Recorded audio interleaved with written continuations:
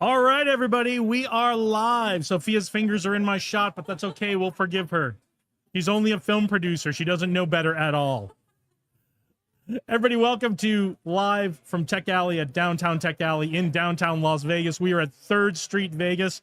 Ironically enough, located on 3rd Street in Las Vegas. So if you're interested in tech, if you're interested in crypto, if you're interested in startups, if you're interested in entrepreneurship, if you're interested in drones, come on down and join us at 3rd Street Vegas in downtown Las Vegas. Get to meet all the amazing people here, see the talks, have a free lunch on Taverna Costera. All you got to do is get down here and get registered for Tech Alley. I know we've got a number of people waiting to get into the stream today, so I'm going to save the rundown of what's happening today. We're going to get our good friend James Ritchie on the stream right now to tell us about an event he's got coming up this Tuesday. It's the long anticipated JewelFit grand opening of their new location. So we're going to bring James Ritchie on, going to talk all about his event coming up. Then we've got a bunch of other people we're going to bring on. Lots of amazing events coming up in both the tech ecosystem and the business community here in Las Vegas. So everybody, please welcome James Ritchie, founder of JewelFit, among other achievements in life. How have you been? Great. Thank you for having me. My pleasure. It's always great to have you on. Congratulations on opening the new location. The grand opening is Tuesday. Tell us all about what we can expect. We're having the grand opening on 950 South Durango. Please come and you're going to see all the city officials. We're going to do the official ribbon cutting, and then you can actually try the machines. Yeah, so get on down there, try that. Give us the quick rundown, because there might be people watching who don't know. What is JewelFit? Tell me how I do it in 2 15-minute workouts a week. JewelFit is robotic fitness. We have a 5-machine automated circuit using AI and robotic actuators to take your body to failure in less than 15 minutes. So essentially what we're doing is we're replacing your 8 hours in the gym a week with 2 15-minute sessions that are more effective. That's it. Don't do more. Don't show up for a third session, because it will not help you. It will actually hurt you. Yes, and we've got the data to show you that. That's right. You do. What are you excited about in the new location? We're excited to start bringing the community in. Yeah. And obviously it helps with the next phase. We're looking to build the new location within about 8 months. Okay, cool. Still in Las Vegas? Absolutely. Awesome. So, for the folks who've been to there've been a number of locations. The most recent one before this was at Blackfire. What's better about this? What's really going to improve the experience for everybody when they come in and see the new place? Yeah, Blackfire was a test facility. UNLV has a master lease there. It was great for a demo, but we couldn't actually sell subscriptions there. So everyone that came through there, it was about the data. Now we're actually going to the public. We've also got recovery. We've got hyperbaric chambers. We've got saunas. We'll be adding more recovery units as we go. Yep. So it's not just about the workout. That's great. That's what that's what you show up for, but you stay for the recovery options, right? Absolutely. Absolutely. Anything else you want to tell us before we let you get out of here? I know you've got places to be today. No, we're excited to be opening here in Las Vegas, and obviously I hope you can attend on Tuesday. I'm going to try. Yeah. Love to have you there. All right. Tell us one more time. It's JewelFit grand opening on March 24th at 4. It starts at 4 p.m. 4 It'll p.m. go to 8 p.m. And one more time, the address. 950 South Durango. And also, if you go to JewelFit, JOULEFIT.ai, you can schedule a free session. Yep, absolutely. All right. Well, James, good luck. We'll see you Tuesday. Thank you. Always good to see you. Have a great day. All right. How does it look? Okay. That's probably just a function of the. Yeah, that sometimes happens because we're on the 4G, 5G, so we're competing with, we're the only thing on that router where we're competing with all the other 4G and 5G in the what you can try to do, which might help a little bit, is to pull the router over to the other table. But you'll probably need to put an extension cord on it because the power won't run that far. Or Sophia, if you want, you can unplug it. It'll run on a battery. Yep, leave the internet cable in it, and then just plug it into that plug strip that's on the yeah. Just, you may still need an extension cord for it, but that might work a little better. Just get it into the far field of the Wi-Fi antenna. instead of right up next to the computer. Yeah, this is why I'm thinking about getting a Starlink, because we won't have to compete with everybody's phone on 5G in the area. Yep, that should work great. All right. Yep. Is it looking good on your end, Dave?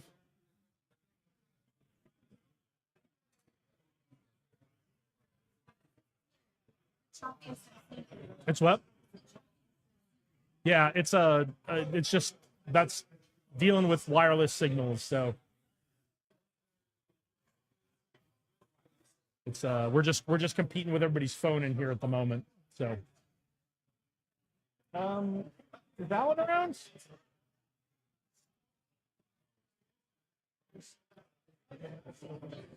All right. Well, we're still working on trying to bring you the best picture and sound as possible, and we're just waiting for Alan. He's going to come on. Alan Fan is going to be our next guest, and he's going to tell us all about the Youth Entrepreneur Summit. So while he's getting ready, are we ready? Okay, cool. Jason. All right, here, let's put that right up here. Have we got the right? Yeah, there we go. Cool, there we awesome. Go. We'll move that out of the way. Is this showing up on the screen, Sophia? Okay, cool. Yeah. Oh no, it looks awesome. Awesome. Yeah. All right, Alan Fan, welcome. Welcome to. Thank you. Is this your first Tech Alley? This is my first Tech Alley. Welcome. What do you think so far? Very cool. I love the community. I love the fact that everyone's getting along, networking, that sort of thing. I think community is huge. Like, we're missing that these days. So yeah, something like this is very necessary. Yeah, absolutely. Josh does a great job starting from the very beginning to make sure it was about bringing people together in the community. Yes, the tech talks are important. Yes, lunch is important, all that kind of stuff. But he does a really good job bringing together the people in the community. I think that's what really makes Tech Alley special, both here in downtown Las Vegas and in Henderson, is that the people come to see the other people, not just to do the tech parts of it. Exactly. Yeah, I couldn't agree more. Yeah. Awesome. Yeah, so I'm excited to talk about Youth Entrepreneur Summit today here. Tell us all about it. So last year we hosted over 60 kids, teaching them more about the entrepreneurial skills that we're unfortunately missing in schools. You know, I don't know why they're not teaching us financial literacy, communication skills. How about emotional awareness or resilience at the very least? So sharing these skills through entrepreneurship. We love entrepreneurship as a vehicle because it's such a great vehicle, such as life, right? It very matches a lot of things in life. So being able to give these youth these skills allows them to have better confidence and more abilities to be able to make their own decisions on their own when they become adults themselves. Yeah, certainly the skill set of entrepreneurship, and I'll tell you, as someone who has an MBA, they don't teach this in business school either. So it's not like young kids are losing out and adults are getting all of this. They don't teach it in business school either. So right. It's it's a very valuable skill set, even if you decide not to be an entrepreneur. Absolutely. And the one thing I didn't realize, I knew that these skills are very important as an entrepreneur myself, my co-founder as well. However, what we didn't realize was the confidence that these kids walked out with after the fact. Just 4 days, they went through the event, and when they went through the event afterwards, we asked them, interviewed them. Parents would be telling us, man, this is a completely different person now. They could barely talk at the dinner table. Now they're looking for opportunities to public speak, MC events, that sort of thing. So the confidence was one of the byproducts. We weren't even aware that that was going to happen. Tell us, what were some of the success stories of last year's Youth Entrepreneur Summit? Well, our pitch winner, really funny story is she came in day one, and Youth Entrepreneur Summit is very high energy. So we bring that Tony Robbins-esque energy level to the event. We got the DJ going there, and we really believe that you need to have that high energy to get that information stuck into your brain. So day one, she comes and she goes, Dad, this is too much. This is so much high energy. Like, they got me dancing and all this sort of stuff. I don't know if I want to go back for day two, right? And they email us and let us know, it's kind of a lot for them. And go, don't worry, she'll get used to it. And she stuck around, thankfully. Day four, she pitched. She actually won our pitch event, walked home with $2,000 of seed money, put it towards her business that she was doing. She was doing these these sweaters that kind of give personal messages and that sort of thing. And she found a new vendor after the event with the $2,000. She bought more merchandise. She sold 80% of her merchandise before she even got it. So her dad was just like, man, she's on fire right now. Well, that's fantastic. So your winner went off, took what she worked on in Youth Entrepreneur Summit, turned that into a business. How many businesses do you think came out of Youth Entrepreneur Summit last year? You know, we don't know the exact number because a lot of them, like the kids were just starting out. They didn't even know what a business was, right? But the Most best- entrepreneurs don't. So. Exactly.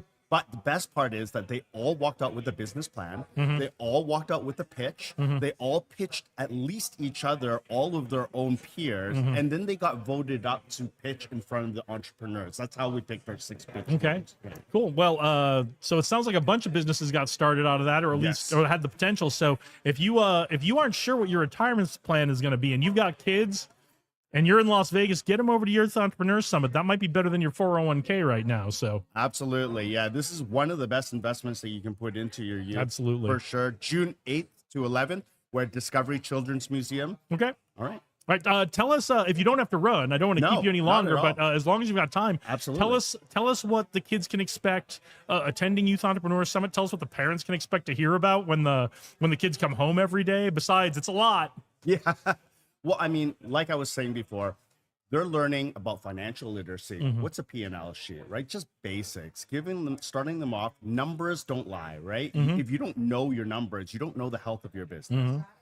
Communication skills, just basic stuff. Like you talking about nonverbal communication, how to use a pause, how to use tone, how to use volume. These sorts of communication skills we're not learning even as adults, unfortunately. And then I think one of the most important things is emotional awareness. If you don't have emotional awareness, at least where you are day to day emotionally, how are you supposed to be able, you can have all the money in the world, you can have all the contacts in the world, you can have all the skills in the world. But if you can't emotionally regulate yourself, you're really starting out at a handicap. So those are the things that we learn.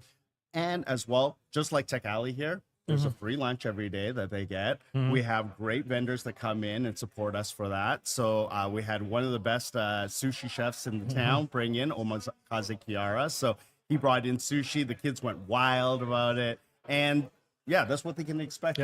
Your kids will get for 4 lunches in a week this summer. Yeah. You can't afford not to get your kids into this, right? Yeah, absolutely. So, how can people get their kids into this? Well, come to our website, yeshq.org. Okay, yeshq.org. That's Okay. where we are. And if you are a parent of a teen, obviously you got to get your teen there. But you're also an entrepreneur and you want to come in and support us, be a volunteer. We had 18 entrepreneur industries in the room. And one of the cool parts I loved about our event was that we had this entrepreneurial roundtable. We had all these different industries in the room. So these youth were able to go up and talk to every one of these entrepreneurs. We had from health to e-commerce to finance to I'm in real estate. We even had a poker player in the room, right? So just to give them perspective on what different industries really are, instead of just having a theoretical idea of what the medical industry is. You're actually going to talk to a real entrepreneur that's in the room. That's fantastic. And then some of those entrepreneurs were part of your entrepreneur panel for the final pitch. Correct. Exactly. Yeah. So we had some entrepreneurs that exited 8-figure companies, real big, like even the adults were like, wow, I need to listen in on this, right? Not Yeah. just the youth, right? I will knock a bunch of people over to get at the front of the line to go listen to an exited entrepreneur. Exactly. Right. It's whether I agree with them or not, whether I like them or not, exited founders have a ton to say and a ton to learn from. So Just perspective, right? A lot of perspective. Yeah. You're gaining a lot of perspective by going through and talking to all these people. Hopefully that's what we're able to bring for those youth is perspective, right? Not just what your academic is supposed to be or what you're learning in school or what you think your path really is. There's just many, many different paths. So the kids, they spend the first couple days working on these emotional skills, on the learning the numbers, all the business skills, right? The skills every entrepreneur needs. And then they start to build a business plan, and then they get into then they pitch each other. And then how are the kids selected to go on to the next round of pitching? So they're selected by their peers and by the mentors. Okay. So when they are pitching each other, they're graded by their peers and they're graded by the mentors. And then they get voted up So there was 6 teams last year. We'll probably have closer to 10 teams this year. And each team voted up one person to go pitch in front of the entrepreneurs. Okay. Like a Shark Tank event. Yeah. Yeah, so they're getting feedback along the way on their businesses. It's not just, hey, we're sitting down, we're doing some stuff on paper, we're doing some stuff on laptops, and then Friday comes along and they go, okay, good luck. Yes. They've gotten feedback from each other, and then on the last day they had feedback from entrepreneurs Correct. on their businesses. So Absolutely. and then there's prizes. There's actual prize. So last year we handed out over $6,000 worth of seed money and prizes. So it was real money on the line. The pitch winner went home with $2,000 worth of seed money. Awesome. Yeah. So you are getting kids signed up. You're looking for mentors. How about sponsors? You looking for sponsors right now? Sponsors as well, absolutely. We can always get support. And this isn't just a 4-day event any longer. So we've also partnered with Junior Achievement. So we have a e-hub, entrepreneurial hub there, and we will be able to support youth after the event as well. So if maybe you didn't get to pitch in front of the entrepreneurs, maybe your idea wasn't fully formed yet, let's continue that education. Let's not stop. It doesn't end after 4 days. You got to keep that rolling. You got to stay in the environment, stay in proximity with the people that are, going for it still, really hustling for it. And we want people that are hungry. Awesome. So how can somebody who's watching, how can they get involved? How can they help out? Well, if you're an entrepreneur and somebody who really wants to serve the community and give back, we'd love to have you there. We have a volunteer section on our website, so yeshq.org. Go there, go to our volunteer section. If you'd like to sponsor a youth, there's an option to sponsor a youth there as well. Same thing, donate.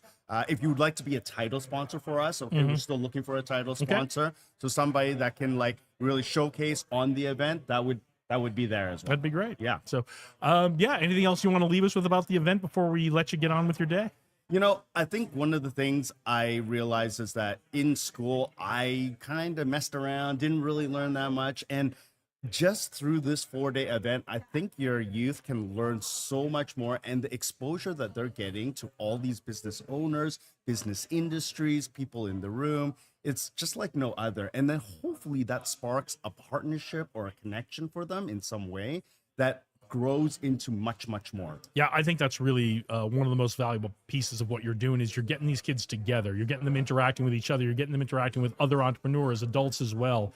Much like what we're doing here at Tech Alley, the interactions are the part that are really going to help people move their businesses and move their events and move their ideas forward. Yes, it's great to come listen to Tech Talks. Yes, it's great to be in an auditorium and learn some things, but those interactions are really what's going to serve these kids going forward. Yeah. And my dream is that, they're 13 to 18 right now, very grassroots stuff.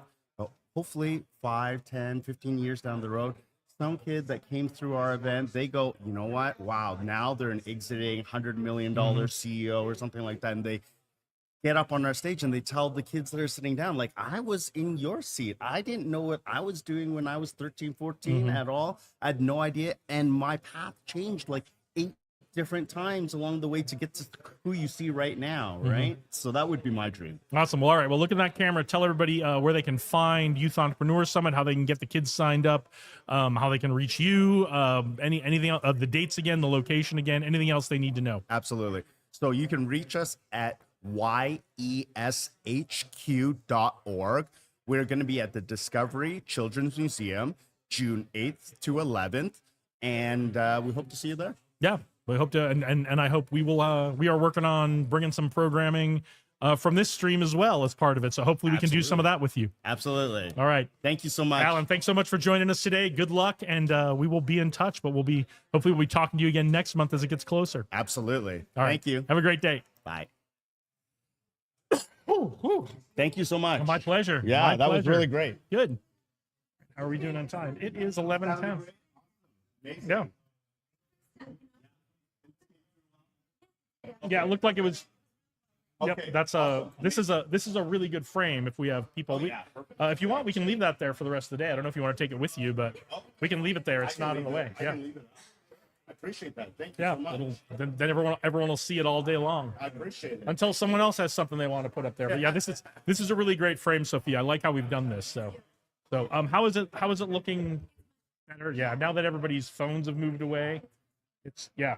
So and ideally the 4K recording is going to be even better. So when we take this and cut it up for Vegas Startup Scene, yeah, watch Vegas Startup Scene every Monday, where we do a rundown of what's happening in the local tech community. So news about the companies, exits, people who gotten funded, all that kind of good stuff. We do it every Monday right on this channel, on the Leduc Leadership and Media Group channel. And if you're interested in the Las Vegas tech ecosystem, you can see what we have going on in the ecosystem. We're celebrating each other's wins. We're letting everybody know about the events, and that way everyone can share and be part of what's going on. So, all right, well, hopefully we're gonna get Dave Berlin on here in just a second to talk about what he's got going on. Yeah, so let me give you the rundown of what's happening here today at Tech Alley, because we haven't done that yet. We don't need any of that. Where? I gotta find it. I usually bring it up ahead of time, but Tech Alley. That's Tech Alley. Here we go. Is this our schedule? All right, I got it. So we are here. I don't even think I did this. We are here at Tech Alley in downtown Las Vegas. We do this the third Saturday of every month here at 3rd Street, Vegas. Weirdly enough, on 3rd Street in Las Vegas. It's the old downtown cinemas, the old Eclipse theaters. So you may know it by different names, but it's an absolutely beautiful facility. They are gracious enough to host us here. And Taverna Costera, even though we are no longer at their location, is gracious enough to bring a free lunch for everyone who shows up and registers for the event. So if you are interested in tech, if you are interested in tech startups, if you are interested in drones, if you are interested in crypto, if you are interested in cybersecurity, if you are interested in entrepreneurship, if you're interested in getting investment or capital for your business, come on down to Tech Alley here in downtown Las Vegas every third Saturday of every month here at 3rd Street, Vegas. We'd love to have you here. We'd love to have you come on the live stream with us.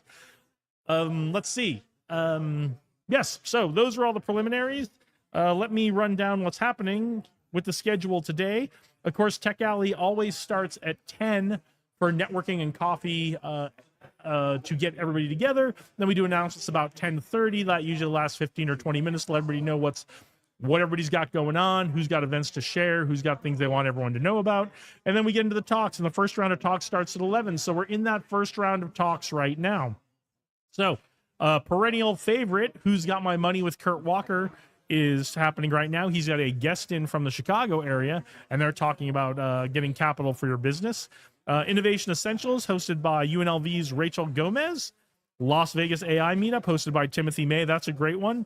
James Roop is doing blockchain and self-custody. He's doing that in the morning this time. So that's usually a crowd pleaser. We're used to seeing that in the afternoon. So if you want to get down here and learn about self-custody, blockchain, crypto, the nuts and bolts of setting all this stuff up for yourself, get down here right now and see James Roop. And startup attorney Caleb Green is sitting down with people and trying to help them with some of the legal questions that they have about their startups or their businesses.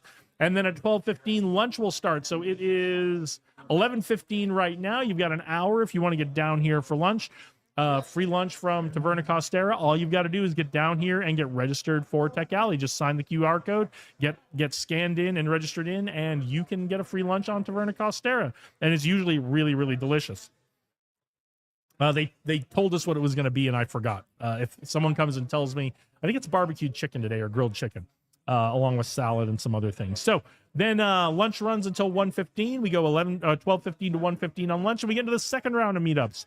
And the second round of meetups is our good friend Josh Stacy doing demo time. So people come in, they show the hardware, software, whatever projects they're working on, they demo them and get feedback from the audience on the project. So that's a really cool one. I like that one. I haven't seen that in a long time, but I would love to do that. Abigail Otero is doing user experience and product design. She does a really great talk. I haven't seen it here at Downtown Tech Alley, but I've seen her talks at Henderson Tech Alley, and she's really, really experienced. She's really great. How businesses get found today by our good friend Eric Lacasse. So if you have a business and you're looking to get your business noticed, a lot has changed. It's not just enough to do SEO keywords and that kind of that. You've got to be noticed. You've got to be seen by artificial intelligence LLMs as they're looking through the internet to answer the questions that people ask them. So Eric's going to help you out with all of that today at 1:15. And then Adam Englander will do the Las Vegas Python meetup. So if you're interested in Python and coding and that kind of thing, get on down here for that. And Jackson Wright is doing his social marketing talk at 1:15 again as well. And then we get into the third round of meetups. at 2:45. So we usually go from 1:15 to 2:30, take about a 10 to 15 minute break.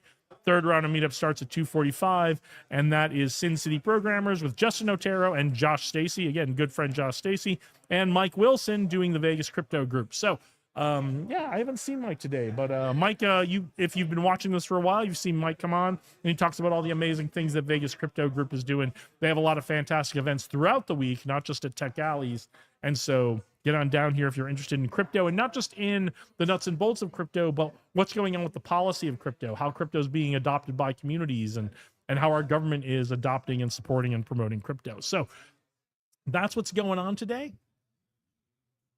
Yeah, that's what's going on today. So if you're interested in any of those things, get on down here to Tech Alley. We're at 3rd Street, Vegas, on 3rd Street in downtown Las Vegas. There is plenty of parking available. I believe parking is free on the streets here all day today on Saturday, and I am looking around. I don't know if you guys can see it in the background, but there are lots of empty parking spaces on the street here, and there's even a little bit of parking in the garage below the theaters here. So thanks to 3rd Street Las Vegas for hosting us. It's a beautiful facility, and we are oh, did we forget something? There you go. You're gonna need that. Nope, no problem at all. So yeah, I am since we don't have a guest right now, I'm gonna take a break and grab a little more water, and we will be back in just a couple minutes.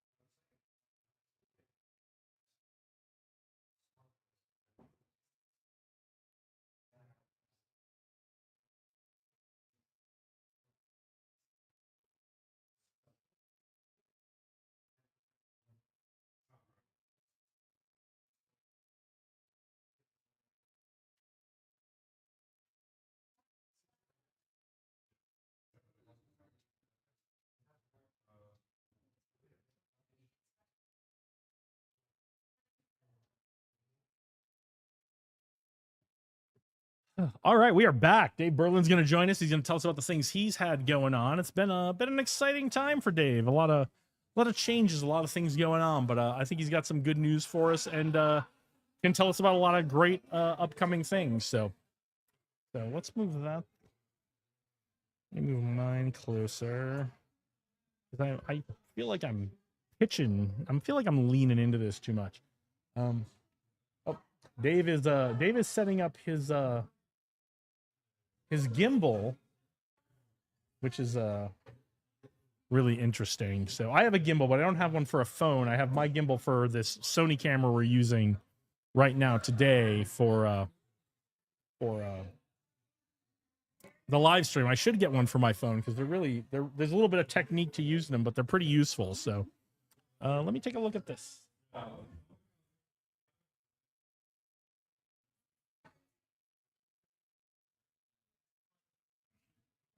So once again, if you're just joining us, we are doing live from Tech Alley. It is the monthly Tech Alley event in downtown Las Vegas, hosted here at 3rd Street, Vegas.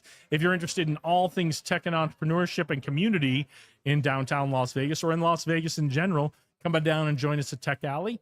We're having a good time down here. We had James Ritchie on talking about his Jewel Fit grand opening on Tuesday, March 24th. That's coming up in just a few days. So if you're interested in fitness and you want to see how James and his company, Jewel Fit, how his workout system can get you ripped in just 2 15-minute workouts a week, come down and check out his grand opening on March 24th. Then we had Alan Fan talking about the Youth Entrepreneurs Summit coming up in June 8th to 11th at the Discovery Children's Museum in downtown Las Vegas.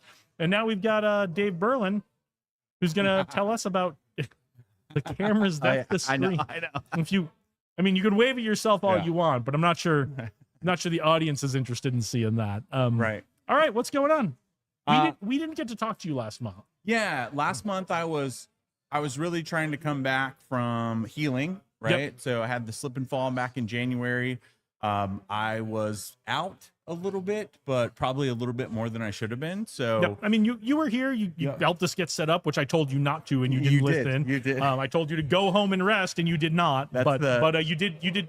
You stayed a little while, then you went home and took it easy. Yeah, that's the stubborn Marine part of me. But I think when I really look back on it, I have been very good about really focused on the healing process. And now it is time. It's time to get back out there. Right around the corner, coming up. We're on the road to Freedom Week coming up here the week after 4th of July. Mm-hmm. We always have Global Entrepreneurship Week coming later in the year. But right now, I think the real big focus is how can we accelerate the stuff that we've already got going. Mm-hmm. I'd like to say there's no new things that I'm coming in on or any of that stuff. So it's really just hyper focused on how can we build the community. You and I have worked a lot with Vets in Tech, and I think we're going to have some really cool stuff to announce very soon about some partnership stuff with Vets in Tech and Tech Alley, which they both have the word tech in them. I mean, why not? Right? Seems obvious to me. But no, I think when we get to the core of that, it's really about community building and how can we expand the things that we're doing with Vets in Tech and how can that parlay with the things with Tech Alley. I'm really excited to know both what we can do, and then not just from the tech community, but also in the employer coalition. So those are some of the big focuses for me. I had an event earlier this week with Disrupt HR that you attended as well. That was a great event, really incredible people. So I think it's time to really accelerate the things that we already have happening. Yeah, let's take a step back and let's talk about some of the things that have been positive impacts on the community. Let's go back a couple of weeks. Mark Phelan's Momentum Office Party. Yeah, right? That was a great event. What do you think is so positive about these events? What do you think the impact it's making on our community here in Las Vegas? Yeah, as far as the impact, I think I love how it's titled the Momentum Office Party. We need dates on the calendar. Dates on the calendar, I have always believed, is what creates momentum, right? If things are too few and far between, then things get lost in the sauce. Everyone gets busy. I think things like Tech Alley always being the third Saturday of the month, you can set your clock to it. It just creates a lot of momentum. Yeah. But then when you dose in some of the other things like Tech Alley Henderson, the Momentum Office Party, now we're really starting to accelerate. Right? I think that's that keeps coming up for everything that I've talked about this year. I think this year is the year to truly accelerate what so many of the organizations are doing. But I think now it's time to join those forces where it really makes sense. And I think what was really interesting about the Momentum Office Party was it was a very healthy dose of people from all of those different communities. We had Shaq from the governor's office. We had Haas from, that really represents a lot of the stuff that's going on in Henderson. All of it right there, smack dab in the Uncommons at Kiln. I think there's more things that can move from that. And I think things did move from that. Absolutely. I mean, I made a lot of new connections that are moving forward with that. I have a thing I have to go to this week that I am just remembering. I better check my calendar for what day that is. I do have a meeting. You keep talking. I'm going to look at this because I want to make sure I didn't miss this last week. And so now as we, time has I feel like time has just flown by this year. Okay. Here we are. It's Tuesday. It's not, I didn't miss it. Yeah. Which one is that? It's there's a studio that wanted to be a tour. So love it. Yeah. I think there's really, powerful things that are happening. And then I think there's always something that happens right around this time where everything starts getting really busy as spring break hits and school starts to get out. But not only that, it's just the Vegas community starts to open its doors. All the pools and stuff like that are opening. And while that may not always collide. Strat opened yesterday. Yeah. They moved theirs up and we're like, we're open. Yeah, well, and the thing is those things may not always parlay or collide with what we're doing in this ecosystem, but it does create a very unique shift when it starts getting hot this fast. This is we're in record breaking heat time right now, and what I like, it's weird because just yesterday I was out. I stopped by an event at 5 o'clock. And when I got in and got sat down, I was like, I really have to look at my calendar a lot different this year. I'm going to do a lot more Zoom calls. If you want to meet me, it's like, let's meet at 7 a.m. before it's 100 degrees, or let's catch a phone call. Cause I'm not going to be driving all across town this year when it's this is really stuff that could be a phone call. Yeah. But I think that's going to be, but that's going to impact the way that people show up. I mean, of course, I'm hosting events during the hottest week of the year, the week after 4th of July. So we're going to have to work around that, but it's still going to happen because that's just the week that we always have it. So I'm excited to be back out and back moving again.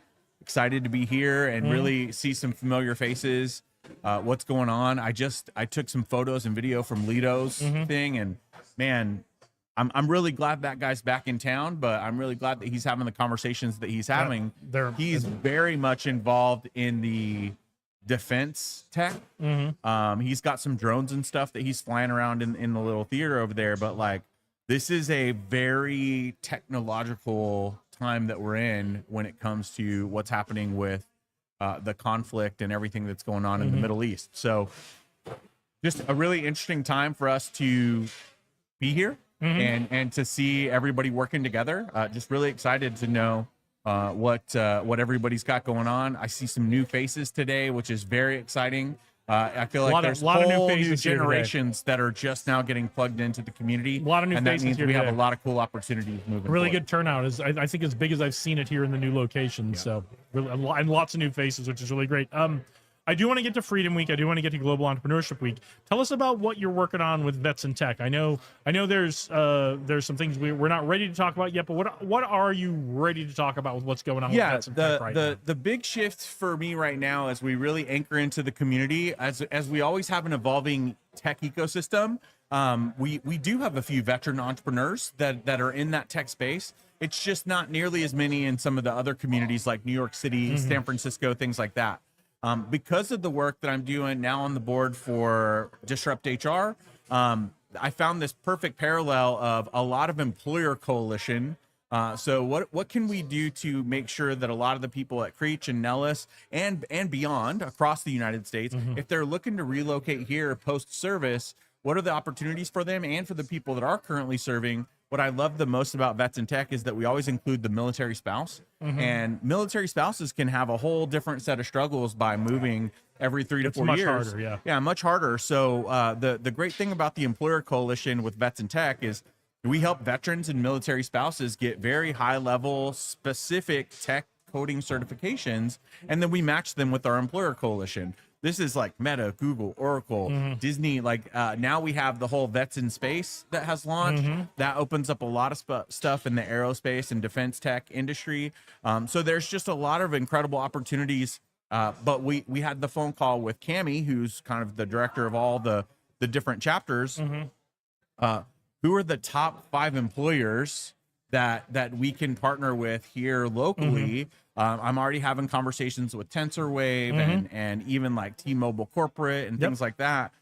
Who are the companies that there's so many companies? If we had a room full of all the employers in Las Vegas, who here hires veterans? They all raise their hand. But who really has a specific program or an outreach specifically to do that for, I don't want to say the right reasons, but sometimes people just say, yeah, we'll get them jobs. And it's like entry level stuff.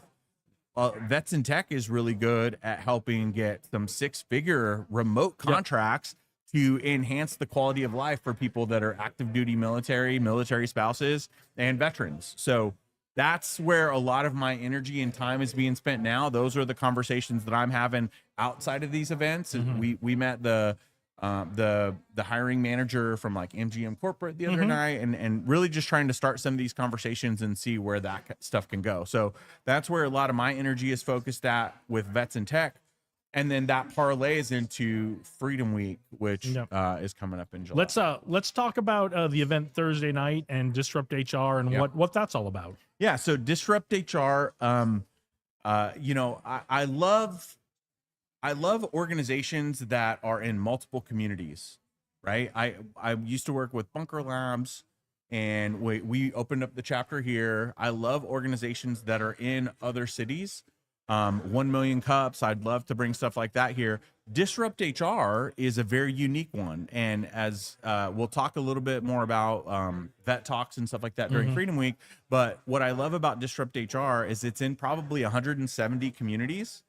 Hold on. Hey, Sophia, is that still recording? Okay. I was making sure. So the interesting thing about Disrupt HR, it's in about 170 other communities, and it's almost like TED Talks, but for the HR community. Now, TED Talks is normally 11 to 18 minutes, depending on the TEDx format and what they're actually asking for in that chapter.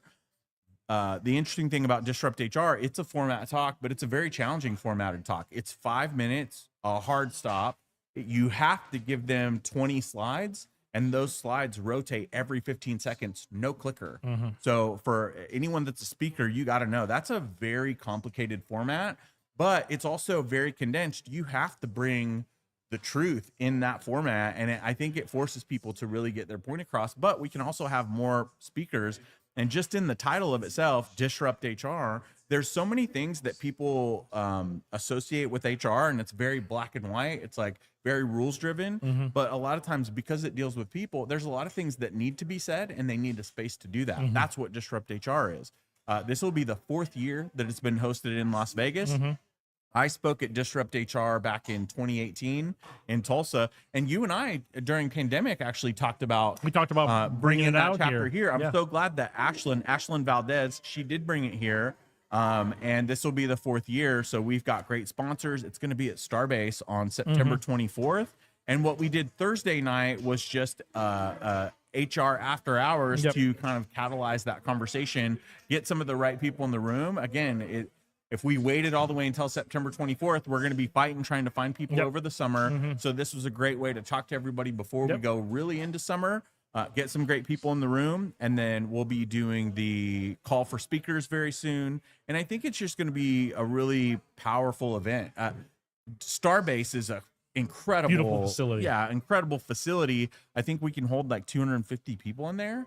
And I think it's going to be a really great night. I'm not sure if we're going to do how many speakers we're going to do exactly, but I think we can do like up to 8 speakers because they're those 5 minutes. Right. It's tight. It's a pretty tight program, but just a lot of really powerful things get said from that. So really excited to see how we can parlay that event with the conversation with the employer coalition at Vets in Tech and how we can get some more people involved. Yeah, so that's coming up.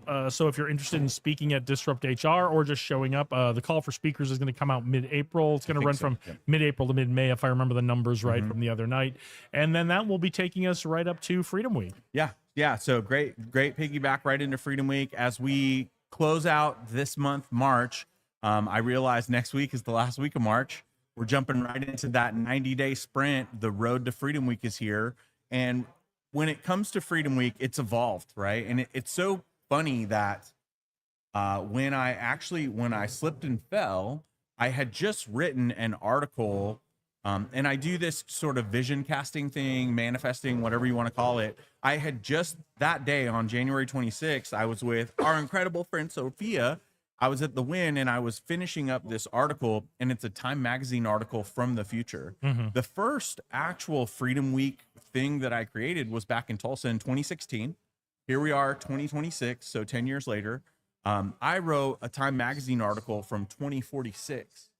And what I did was I wrote it in past tense as if this was the year, this was the summer that it really started to sprawl out into other communities, because I believe the last 15 years as a military connected community, we have been in this season of transition, and primarily that season of transition because that's the only word that we could associate with it, right? With everybody getting out of the military, that everyone uses the word, oh, I'm in transition, in my transition, this and that. And not that it's a bad thing, but it's often associated with, we always get looped into this, you know, it feels like every veteran's homeless, helpless, we have our hand out, disabled, or mentally ill and suicidal. And that's often, that's just not the case. So and I really looked at the language behind that, and I'm like, what if we've been in this season of transition? Well, what if it's our responsibility as veteran entrepreneurs to now lead us into a season of expansion and transformation? Freedom Week and events like Vet Talks and VetCap is a way for us to create momentum around that conversation. So I picked the week after 4th of July just because it helps us piggyback off of an existing patriotic holiday. But also this year is very, very important. And I think that's why I came up with that article to say this is the year that it really has the most opportunity to take off. And that's because this is America's 250th birthday. We're already celebrating things like America the Entrepreneurial. We're already moving things like that in that direction. How do we piggyback off of that and really accelerate the idea of Freedom Week this year, potentially into other communities? I had very high hopes to get things going in Phoenix, Philadelphia, Dallas. I really have or your city, or your city. There's time. There is time. And that's the thing, is like, I don't want to come into a community and say, you need this. I want to say, I think this is important. If you think this is important too, raise your hand and we can figure out how to help you accelerate those things in your community. So really, the way that I personally can measure the success of this is how many cities in time can we get that commit to celebrating Freedom Week? And there's a few things that I want to create as a non-negotiable, right? Like, there's always going to be people, hey, we want to do ours the week in September or whatever. No, like, it always needs to be we all need to be doing it together. And this is also synonymous with Global Entrepreneurship Week. Global Entrepreneurship Week in November is always the week before Thanksgiving, or at least it's been falling that way for the last several years. And it's challenging here because it happens to be the same week as F1. We're figuring out how to work towards that together. We found last year it's not that challenging. It's not that challenging. It was challenging. It takes time. It was challenging in the beginning because I think the first year we did GEW was the year before the first F1 race. Yep. And then the second year where we really started to get the momentum turning and people hearing about GEW was the same week as F1. Yep. And people if you haven't lived here very long, or you don't know, you're just kind of getting up to speed. Yeah. If there's a big thing going on in Las Vegas, people want to go to the big thing in Las Vegas if they're locals. And so the allergic reaction to anything is, well, why don't you do your thing another time, right? Yeah. And we just can't do it that way, right? Yeah, and that's the thing. It's not my thing. This is an international it's a global event thing. that happens. We don't pick the week, and which is kind of what I looked at as I chose Freedom Week to be the week after 4th of July. I think there is gravity to it, and I'm sticking to it. So so we had that year one of F1. Yeah. We had a little less of it year two, and then this past year, everyone kind of figured out, oh, we do multiple things in a given week in Las Vegas all the time. Yeah, this is all fine. Yeah. So ideally, it's people that want to host that in their community. And then what are the things that we can really, like, I look at this from community building, but I also look at it, what are the things that I can measure to know that this is successful?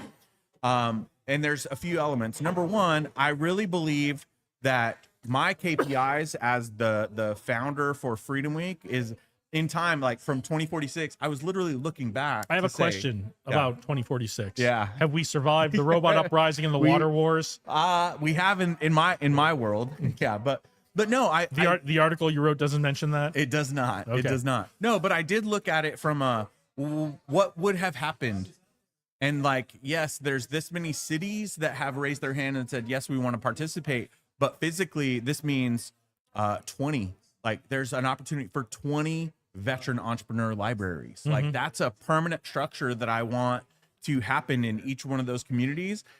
Hopefully in the first year that they raise their hand, then at least we kind of cut the ribbon for a physical place, the Veteran Entrepreneur Library, that becomes that goalpost and that watering hole for years to come. And you don't have to get crazy with your Freedom Week. I think we had stuff this past year, every day, Sunday through Friday, and I think Tech Alley was Tech Alley was Tech Alley the day after Freedom Week ended? No, it didn't. Well, because it's the week right after 4th of July. Right. It's the first week of so the month. we had Sunday through Friday.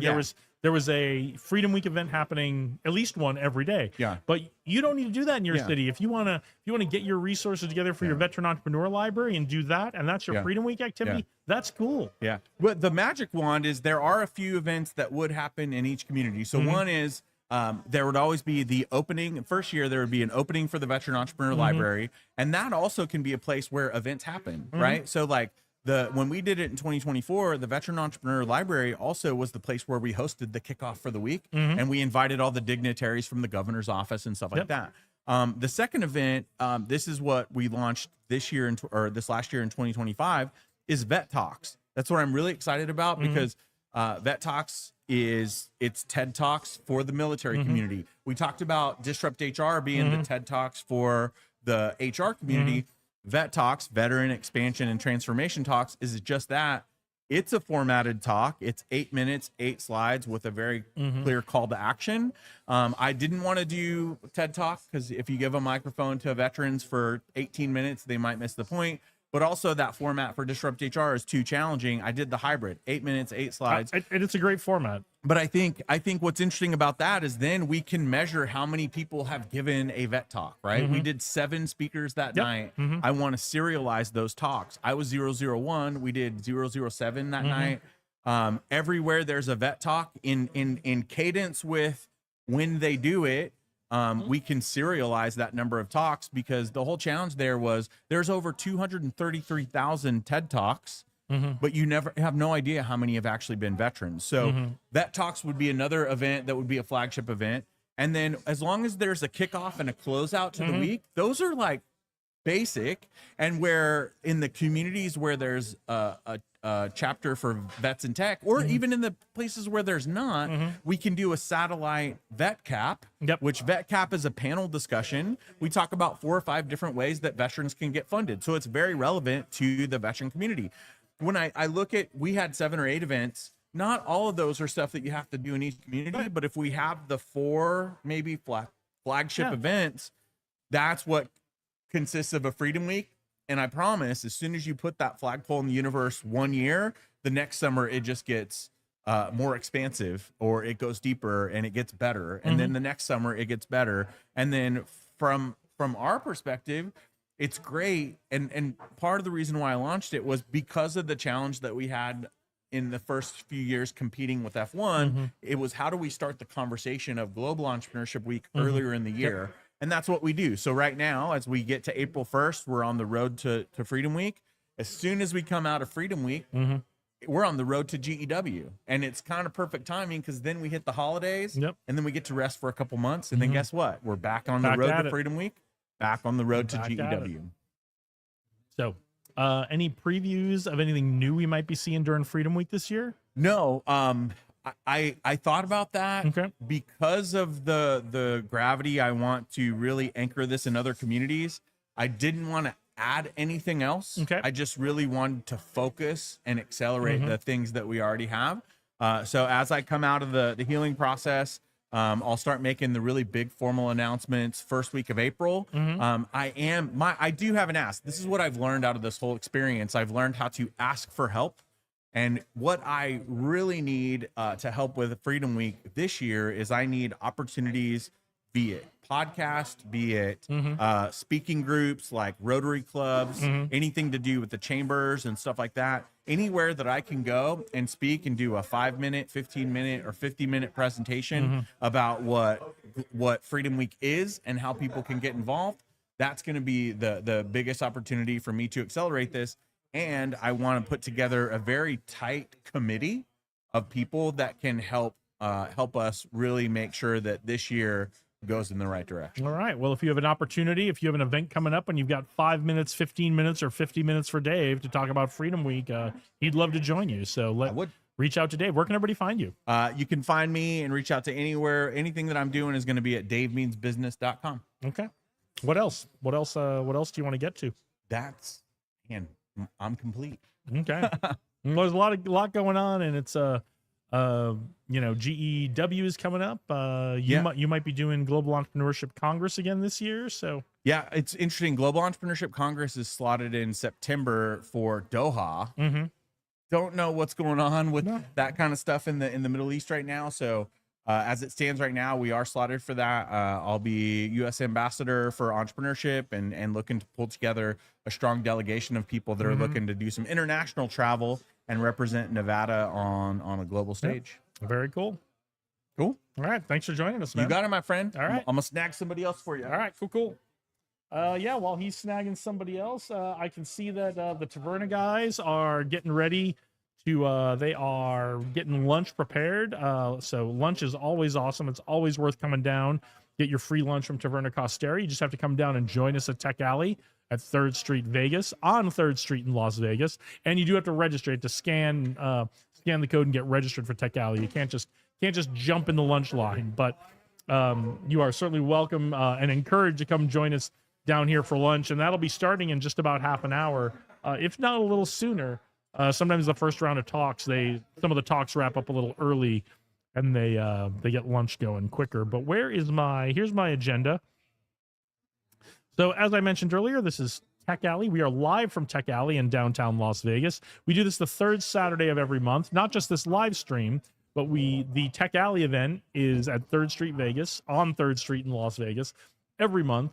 And if you are interested in crypto, if you are interested in blockchain, if you are interested in drones, entrepreneurship, software coding, development, entrepreneurship, raising capital, what else? Well, I'm going to go through the agenda. So if you're interested in any of these things, come on down and join us. We're here. If you can't make it today, if you're in Las Vegas and you can't make it today, come on down and join us. It's the 3rd Saturday of every month.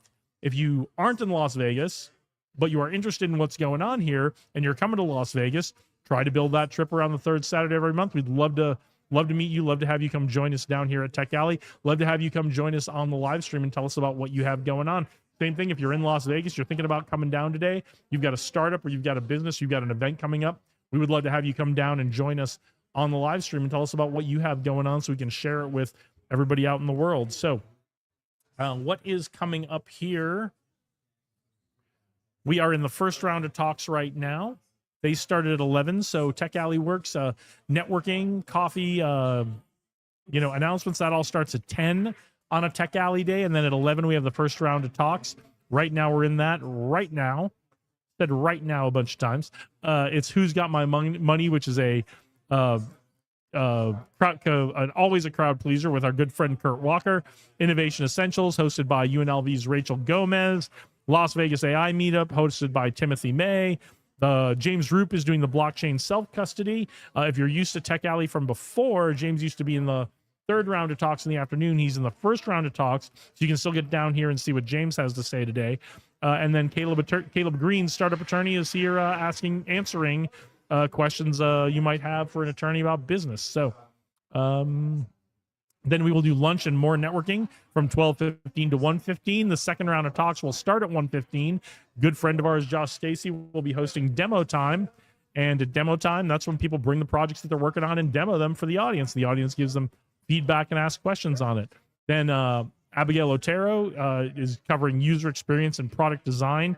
That's a great talk. I haven't seen it here at downtown Tech Alley, but I've seen it a couple times at Henderson Tech Alley, and it's really, really great. Excuse me. And then our good friend Eric Lacasse will be not just talking about search engine optimization, but how your business can get found, especially how your business can get found and what you need to do as a business owner to make sure that artificial intelligence LLMs are seeing your business as they're searching the internet when people are asking those LLMs questions, so your business gets seen as an answer to somebody's question.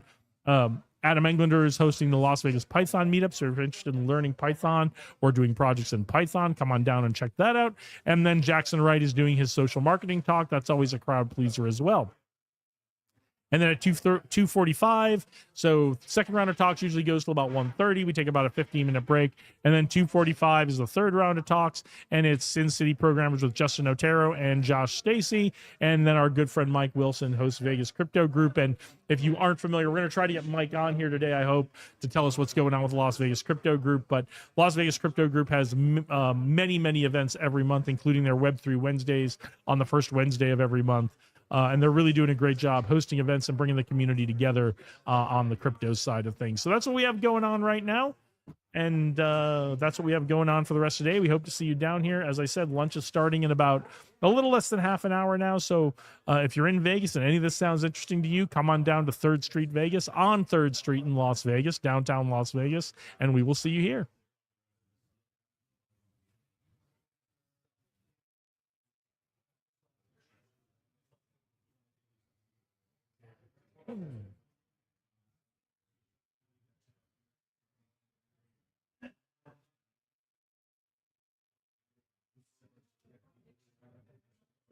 All right, I'm just going to go get some water, so we're going to take a little bit of a break.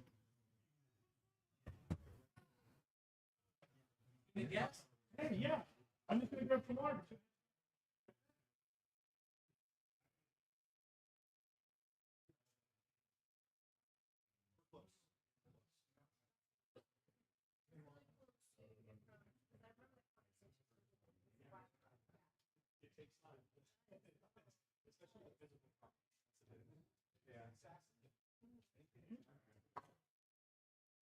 Whew, all right.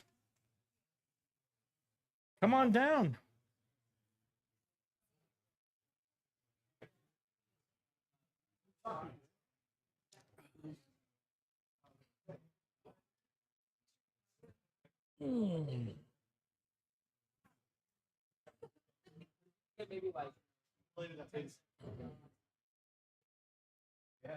All right, have a seat. Join us.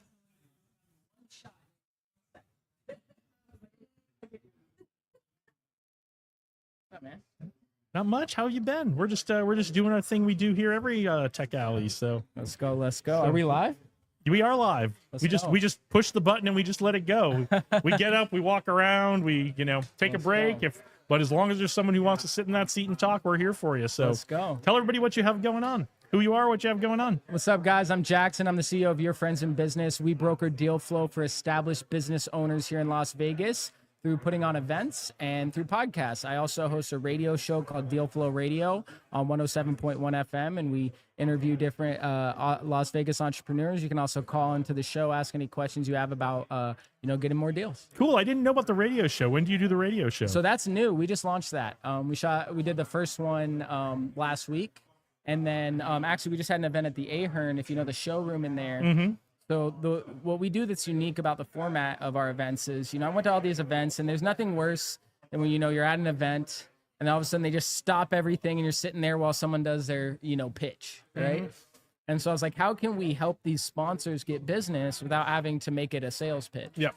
And so what we did is basically a live format where it's like a live podcast where we're interviewing them. And if you attend, the events are free, but you can enter a raffle to get pulled up on stage, and then we put out the interview on our radio show. Okay. So it's a Yeah. live event. You pre-recorded as a live event, and then it goes out on the radio show later. Yeah, so Okay. we do that, once or twice a month, and then every other time, we're going to be interviewing people in person, in the actual radio station as well, Very cool. and get a bunch of great content. Nice. And you're doing a talk for us today here at Tech Alley. Correct. We have a good one. So I'm going to be in room 4. I'm bringing in my friend Mike Barrow. He's actually the former vice president of Capitol Records. Okay. And he's doing a documentary on Vegas right now, a docuseries telling the stories of local people here in Vegas, basically giving them something other than the Strip. and really showing them like, hey, this is the real side of Vegas. Yeah, like if you're a Vegas local, you know that the Strip is a very small portion of what's going on here, and you probably don't spend a lot of time on the Strip if you're a Las Vegas local. Yeah. So, but we have lots of things going on around the Strip, including where we are in downtown right now. Yeah. And so that's great that he's doing that to highlight. Yeah, and he'll highlight be that. here soon, so I'll have him hop on and Yeah, you can please talk do. a little bit about what he's doing right now. Yeah, awesome. Yeah. Awesome. So what can we expect to hear about in your talk today? Let's give everybody a little preview to get them down here because your talk is at 1:15, right? Correct. Yeah. So, I'm what we would call I call myself a lead generation specialist, right? So I got my start in social media back during the pandemic. At my peak, I was getting over 10 million views a month. I ran thousands of ads, almost 2 million outbound messages, spoken on hundreds of stages. So pretty much every different type of marketing there is, I've done a lot of it. And we're going to be talking about how business owners can leverage media in this new age of AI, right? Like, AI is coming, it's going to disrupt everything. And in my opinion, one of the few things that AI can't replace is your brand, right? It can help amplify it. But the truth is who you are and the community you build is going to be one of the few things that will allow you to survive what's coming. So we're going to be talking about how you can leverage media in the age of AI through storytelling to actually, create a real authentic connection with your community and actually build something that can last as we see this massive disruption. That's fantastic. So if you're interested in that for your business or just really to kind of come and see, Yeah. 1:15 today down at 3rd Street, Vegas. So you said you got started in social media during the pandemic. Were you in marketing before that, or was that your entry into marketing? So, I had dabbled in different online businesses. So I had, I'm familiar with tech. I got my start doing like e-commerce stuff. It was kind of the first business I launched that kind of got my foot in the door. But I'd say definitely when TikTok came out was really when I doubled down and really just learned the fundamentals of marketing, right? I started to learn that, the same strategies that apply to organic apply to email, just kind of like, if you learn bass guitar, you'll probably be starting at a better spot when you try to learn guitar, right? There's a lot of similarities. And it's been interesting to see how I can apply that to different fields. Like, for example, one of my clients, Dr. Nagy's running for Congress. And so we're taking some of these, more newer age tactics like podcasting and trying to install it into the political space where I really see a hole in the market right now. It's a lot of traditional media, a lot of radio, TV, billboards. I still think there's a place for that. But right now, I don't think, and obviously you understand this, people really grasp the importance of having a podcast and the doors that opens up for you compared to, all these other strategies. Yeah, 100%. What do you find is the advantage or an advantage for a political candidate to either have a podcast or be on podcasts? So there's really two advantages of it, right? The first one is you're creating what we call pillar content, right? So, for example, with this interview, I can take the question you just asked me, I can take this answer, and I can clip it up into a 45-second TikTok, right? And my editor is going to do this. We're doing this meta in real time. You're seeing this. And from this entire 20-minute conversation, I might get 4 or 5 of those clips. So if he's talking, so we'll shoot with our clients once a week. We'll bring in 5 guests for them. All they have to do is show up. We'll have a one sheet with an intro sequence, a list of questions optimized for virality. Then from a single conversation, we'll get at least a minimum of 5 clips for each platform. And then we have the long form, and then you have mid form, which is these like 10-minute clips, right? So between all of those, we might create 20 pieces of content from a single conversation. And if we're putting that on 7 different platforms, we just created essentially 140 posts from a single conversation. Yeah, and what's great, I think, is because the way you're talking about it is a host asks a question, you give your answer, you give your complete answer. And we're no longer in that 1990s, I got my 30-second sound bite that I've said 1,000 times before. I can really get a message across, and then through the editing, you can clip it together into a coherent representation of the big picture that the candidate is talking about. Yeah, and for me, the other part of it that is really the part that people don't talk about with podcasting, which I think is the real arbitrage, is it's not even about the content. It's about the relationships with the guests that you develop, right? So what I teach people and why I double down on podcasting is because I realize that views are a bad metric to chase. I got 300 million views online and I made maybe 80 grand. And most of that was from a single brand deal, right? So versus when I launched my podcast, I made 20 grand from it before I even released it because I was able to turn my guests into clients. And even if they don't become clients, you ask them for 2 referrals. If each guest gives you 2 referrals, 1 turns into 2, into 4, into 8. It starts to compound. So this is what's happening is, since we're doing this not just for us, but for our clients, now every single client is essentially funding our own customer acquisition. We built this massive Rolodex that just then gets heightened by these events we put on. And then we use the events to bring this Rolodex into person. And then we broker deal flow from all the people in the room. So like, are you familiar with BNI? Yeah. Right. So how does BNI work? Right. You join and then everyone has to bring people and there's like a scoreboard. Right. And I think that's effective. Obviously, they're a large organization, but you know what I think people want more than points? Cash. Yeah. Right. So the way we structure our events is, you know, hey, if I bring you a client, would you give me 10%? You bring me a client, I'll give you 10%. Cool. Let's Nice. sign an agreement. We now have a mutual referral agreement. So if we do any business from the people you send to my podcasts, the people you bring to the events, or vice versa, we all can eat off of it and we already know what's up. So now we built this Fantastic. community where we have all these people that have a financial interest to introduce each other, and it's just compounding. Cool.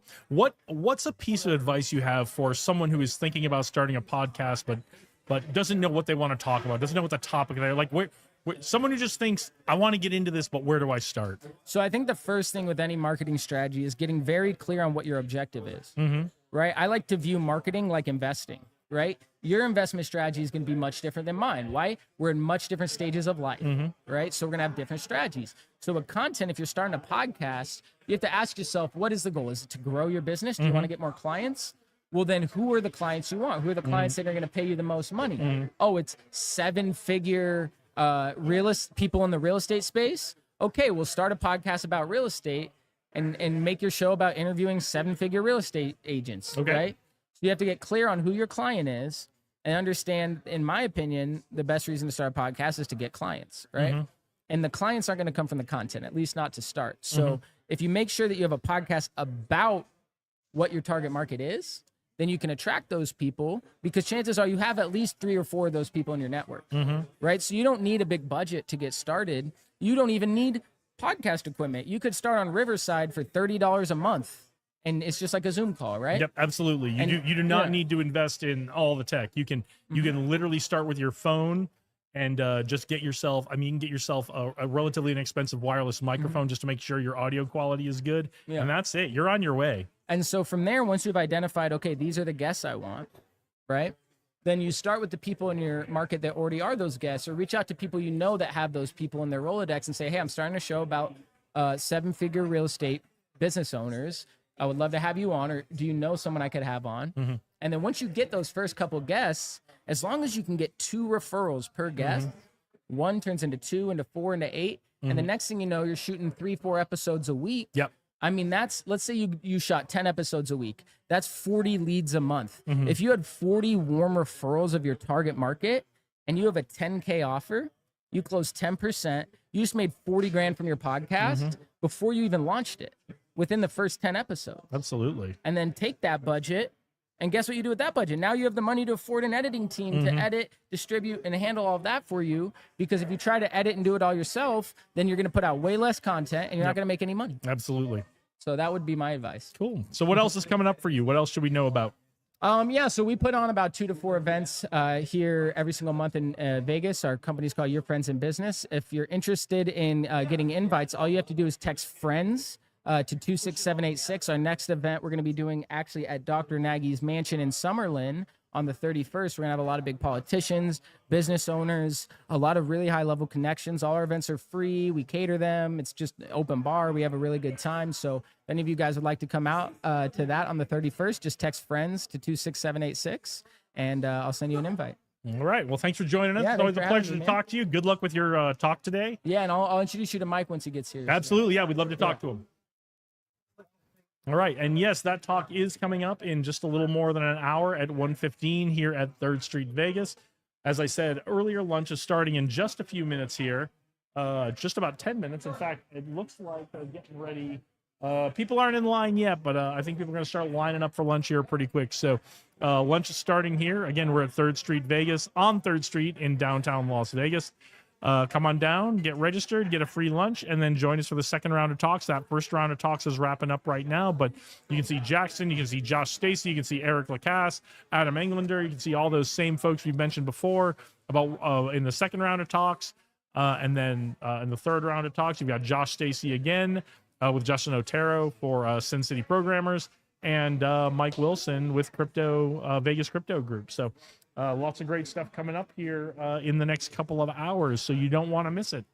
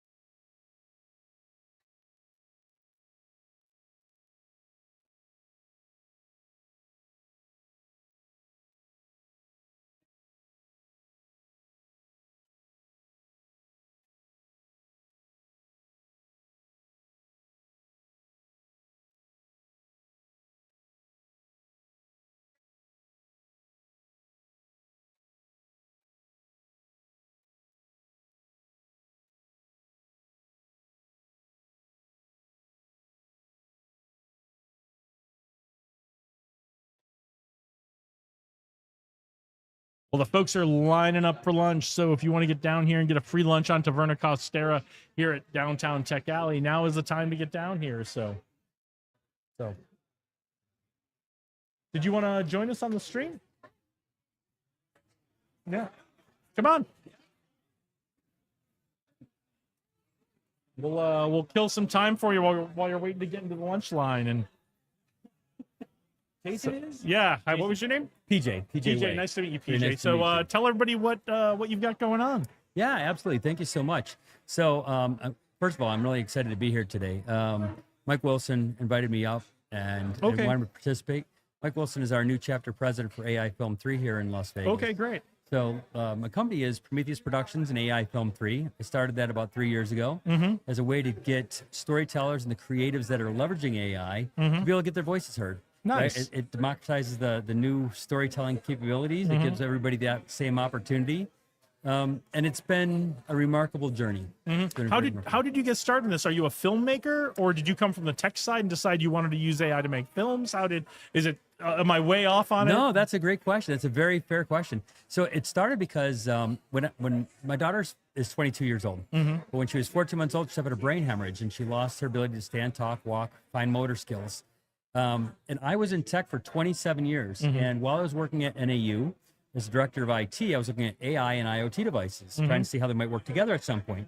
Well, generative AI came out. I started playing with it. I took it home and I showed my daughter, and she started creating these images of these that were telling me stories. That I started asking her questions about the things she was creating. One of the first things she had created was a mermaid, and I'd asked her, "Well, why a mermaid, sweetheart?" And she explained to me that when she's in the water in our pool, that she's able to move like a mermaid. She's free from her wheelchair essentially. And so that was a huge moment for me, realizing that the power of AI gave her a new voice and a new understanding for me about my relationship with my daughter. So I thought, if that happened to me, there's got to be moms and dads all around the world that would love to have a voice from somebody they love, or the other way around. And so I became an advocate for what AI tools can create, what they can do for people, do for our society. And I think it's tremendously beneficial. So I started a festival, and that turned into a second-year festival, which turned into now doing work for clients and working in AI directly. So we're doing all kinds of stuff, from music videos, post-production, production for documentaries. We're very, very busy, and it's excellent. We're now in 7 states. Congratulations. So how do you see, because I've just recently started working on film projects, but more traditional film as an executive producer. How do you see AI? Because there's a lot of controversy in this topic, and I think a lot of the controversy is overblown because new tech comes into every industry all the time, right? Yes. How do you see AI fitting into the film industry, the TV industry coming up in the future? That's a great question. You know, I think it's a pretty big question because the direction that it can go is so diverse. It totally depends upon those that are wielding it, of course, right? When people are making decisions in a vacuum, or if they're not exploring all the options, it can become very limiting in some instances. However, I think that AI is going to play a part in being able to provide a better quality of experience for actors, for filmmakers. It helps to reduce our overhead of cost. Storytelling you start new iterative ideas. Stunts and hazardous areas where people could be injured could be totally eliminated. I mean, working with some producers, and they want to have an explosion, they explained to me the cost and the timing and what that looks like. Yeah. That now we can create that in a simulation that provides a safe environment, Yeah. lowers the cost. Yeah, and I think increases I think there's productivity. a really valuable question of what does technology, whether it's AI or something else, what does it allow me to do that I couldn't do before? Right? Correct. What are the things I always wished I could do but couldn't do? Right? Because it was expensive or impractical or dangerous or whatever it was. Right? And I think if we open our minds to the idea of what have I always wanted to do that I just could never do, and then that's where we start to apply things like AI. Right? I 100% agree. That's the foundation of my story with my daughter. I mean, is what could she never have done before that she can do now? Well, with the limitations of her hands, she couldn't draw pictures to do those things. Should that prevent her from being an artist? Should that prevent her from sharing what's in her mind? I think that's important for everybody because we live in a very diverse world. And when I say diverse world, I mean like from physical capabilities to having a teacher to having, you have ideas in our head, and we shouldn't limit those because of the resources we have available to us. If the resource changes that, we should embrace it a little bit. Absolutely. So tell us about your festival. You've had 2. Are you having another? Is it going to keep going on? It is. Where is it? How do you get submitted for it? What kind of submissions are you looking for? Oh, great questions. Thank you so much. Yeah, it's going to be September 17th, 18th, and 19th this year. Okay. It's going to be in Phoenix, Arizona. We've hosted it in Arizona for the last 2 years. But we have AI Film 3 is also branched out to where we showcase films at local theaters across the country. We have 7 locations currently, 7 states that we're in. In Arizona, we showcase it twice a month, every Thursday at Pollock Cinemas. Okay. So we go from 6 until 8. We showcase about an hour, hour and a half of films. Then we sit around with the audience and talk about what they just saw, how was their experience, and most of that is general community. The festival itself, submissions are open on Film Freeway. It's filmfreeway.com / and it's AI Film 3 will take you right to that page. And as far as Prometheus, and then I have website aifilm3.com. Prometheus Prod, PROD.com. That'll take you also to our production side of things that we're doing, where we host these local events, do meetups. We encourage people to come out, learn about the tools, be engaged. And that's several of the ways to reach us. On your showcases, are these completely AI generated films? Are they hybrids with real actors, real locations? How is it? Another great question. We do, obviously, we encourage hybrid as well. Okay. But by and large, most of them are completely AI film driven or AI driven. We do have some submissions. We have artists and creators and filmmakers that submit things where we have one that's fantastic from a creative that is actually, she's in a wheelchair, but during the fantasy scenes, during the parts where she escapes, she's using AI and visions herself in a different format. So that again we do both live action that complement with AI production and vice versa. Okay, cool. One, when are you doing a showcase in Las Vegas? And 2, when are you doing a workshop in Las Vegas? I love those questions too. Actually today at 2:45 at this event, we are going to be showcasing 4 or 5 films. Okay, great. So that's going to be Mike's talk today. That is correct. Awesome, yeah. That'll be 2:45 here at 3rd Street, Vegas, on 3rd Street in downtown Las Vegas. Absolutely. And then on top of it, Mike is our chapter president, so he's gonna be hosting these here, I believe, every regularly on the 3rd Thursdays of every month. He's going to be doing that same showcase here. Fantastic. Showcasing a handful of films. And I would be more than happy. I'd love to come out here, do some workshops, explore with people, show them some of the tools and techniques. And one of my big goals when I was asked to come in and help on the business side of executive producing some of these film projects I'm involved in now, because I'm involved in Tech Alley and the tech community here, the startup community here, our film community is a really tight-knit community of people who show up to each other's stuff. They've got the community piece down. We have the tech piece down, and we're working the community piece. And I've always wanted to look for things that can help bring these two communities closer together so that we can learn from each other. Right. And I think one of your workshops of here's how you can incorporate AI, whether you're doing a traditional film, whether you're trying to do some kind of hybrid thing, or you're looking to do something that's completely AI generated for our film community here. One, to take some of the fear away, because we all want to make great movies, right? Right. That's what we want to do. Right. So, and I think, especially producers will start to say, or directors will start to say, oh, I can still make something really great. Correct. Right. I mean, you absolutely can. And what's amazing is that when you see the diversity that comes out, the creative process is very human, and I love that. And because these tools don't do anything without that creative process from the human being. Mm-hmm. So they're not replacing what somebody can do. It enhances what they can do. All right. Well, we're going to have to get you on the books to come do your first workshop out here in Las Vegas in the next couple of months. So I love it. On April 29th, actually, we're going to be doing AI Film Awards here in Las Vegas. Oh, okay. So that's open as well. We have open calls. I believe they end the first week of April is when they end, and April 29th is when we're hosting the festival event. Can they do that? It's through Film Freeway. Through Film Freeway. Okay. Yep. Cool. So yeah, check that out. If you're one of my film folks who's watching this, yeah, check that out. You've still got time to get a submission in. So absolutely. I really appreciate the time you've taken with me today. No, one more question. What do you think about the Netflix deal? How are we? How's this all fitting into Hollywood films now? That's a great question too. Or not the Netflix deal, the Warner deal. Yeah, well, then you had Ben Affleck, who also created something recently. Yes, and I'm really excited to learn more about his startup. Yeah, it's interesting though. I think what's nice, what I expect is I do expect a lot of these major studios to start embracing culture. I firmly believe that this actually enhances the longevity, right? A lot of times people get into film, whether they're actors or directors, because they want to have a legacy. They want to have something they're remembered by. The great thing about AI is there are ways that AI can build your legacy forever. If you build your own model, build your own content, build your own voice actors, that provides you to be around for other people to use and appreciate and love, and there's a ton of advantage to that. So I think that's going to come. I think we'll start seeing some of that more in Hollywood. I mean, we already see actors that have put their voice on things like 11 Labs, and 11 Labs has been a great partner for us in the past as well.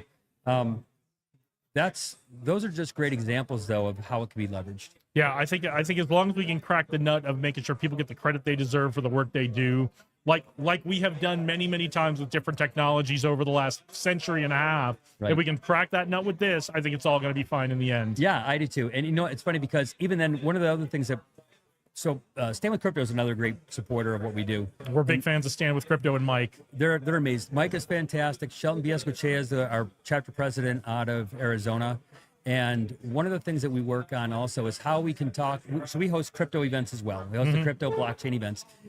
And I've been able to share how creating with these tools can then be put into the blockchain, how we can actually leverage this so that the creatives that are being independent in their creative process can now take ownership of their creativity because they can put it on the blockchain. They get that time, date stamp, immutable assets. I think you just wrote the outline for your first workshop in Las Vegas. I would love that. I would love So that. that's fantastic. Anything else you want to leave us with before we let you go get some lunch?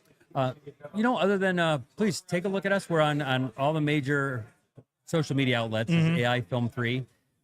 Except for on X, it's going to be AI_film_3 because there are people out there impersonating us and we keep having to change it. It's crazy.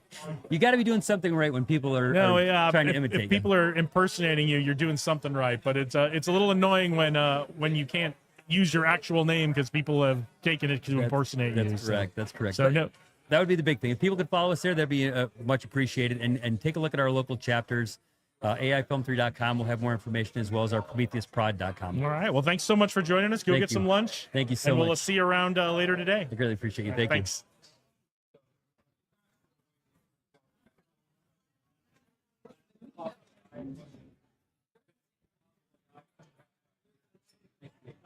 Hey, how are you? John, come on. Have a seat and join us. So, get real close to the microphone here. Real close. There's a lot of background noise with lunch happening. Not a so problem, not you want a to probably be like right about here on the Oh, microphone. really? Yeah, that's Get great. really What you're personal. doing is great. Yeah. So John, tell us what brings you here. Is it your first Tech Alley? No, actually, I was here last month. I was impressed with the people, the information, the connections that I've made. At this point, I decided, you know what? Let me come back, but this time to ramp it up. And I put a little booth to get more information. All right. Well, tell us what's going on at your booth. My booth is basically Catch a Charge. Okay. It's basically a kiosk that lets you rent a battery pack. As a matter of fact, this is how it looks like. Simple battery pack that you can connect to your phone. Hold it up a little higher. A little we get this higher? thing here. Yeah, there you go. There you go. That's what it is. The opportunity is I decided to help the small business owners. My kiosk is the small ones. Obviously, we do have the big ones for convention centers Yep. and airports. But in this case, we decided to make it easy for the regular business owner, restaurants, and so forth. Because, right now, the economy, biggest problem is expense cost to get the customer in the door. And the other issue is once they're there, maximize the client. Right. Revenue per square foot. Exactly. So that's what we're specialized. We specialize on helping them have the customer and not worry about their phone. Because believe me, I have $3 of my own. And one of them, for some reason, was, oh, Dad, our battery's dying. Let's go. And Right. You don't want people to have to leave because they've got to go charge their phone. Exactly. So the idea is obviously help the small business owner. And the other way we do that is because we have multiple locations. They cross advertise each other. So in other words, their advertisement is going to be in their store or their restaurant, as well as the other location. Maybe a pizzeria versus a burger joint. So they cross advertise and let them know, hey, I saw your ad over here. Can I go over there? So that's what the idea is. Basically a coalition of owners where they Okay. help each other out, at the same time maximize the clientele. And at this point, it seems to be working. A phenomenal response. And at this time, hey, we're trying to make it easy for everybody. Yep. So how does it work? I go into the small business and I need my phone to be charged. Exactly. Do I swipe my card? What do I do? Yeah, in this case, very simple. Just works like any other kiosk. In this case, yes, it does. Your credit card. What you do is basically tap on it. Would like to rent it. The display tells you, hey, we're going to take $30 from you, but every 20 minutes, we're going to deduct $2 from that. Okay. If this particular charger charges your phone about 30-40% in 20 minutes. So in theory, $2 for that 20 minutes. After that, you click on it. Hey, I want to return it. Close it back up. Hit return. Put it back in, and then it gives you a credit back to your credit card. Okay. And basically, with your phone, you click on it, and it gives you the receipt. Okay. So basically, it's just like any new technology. We're on our phones, so might as well use it.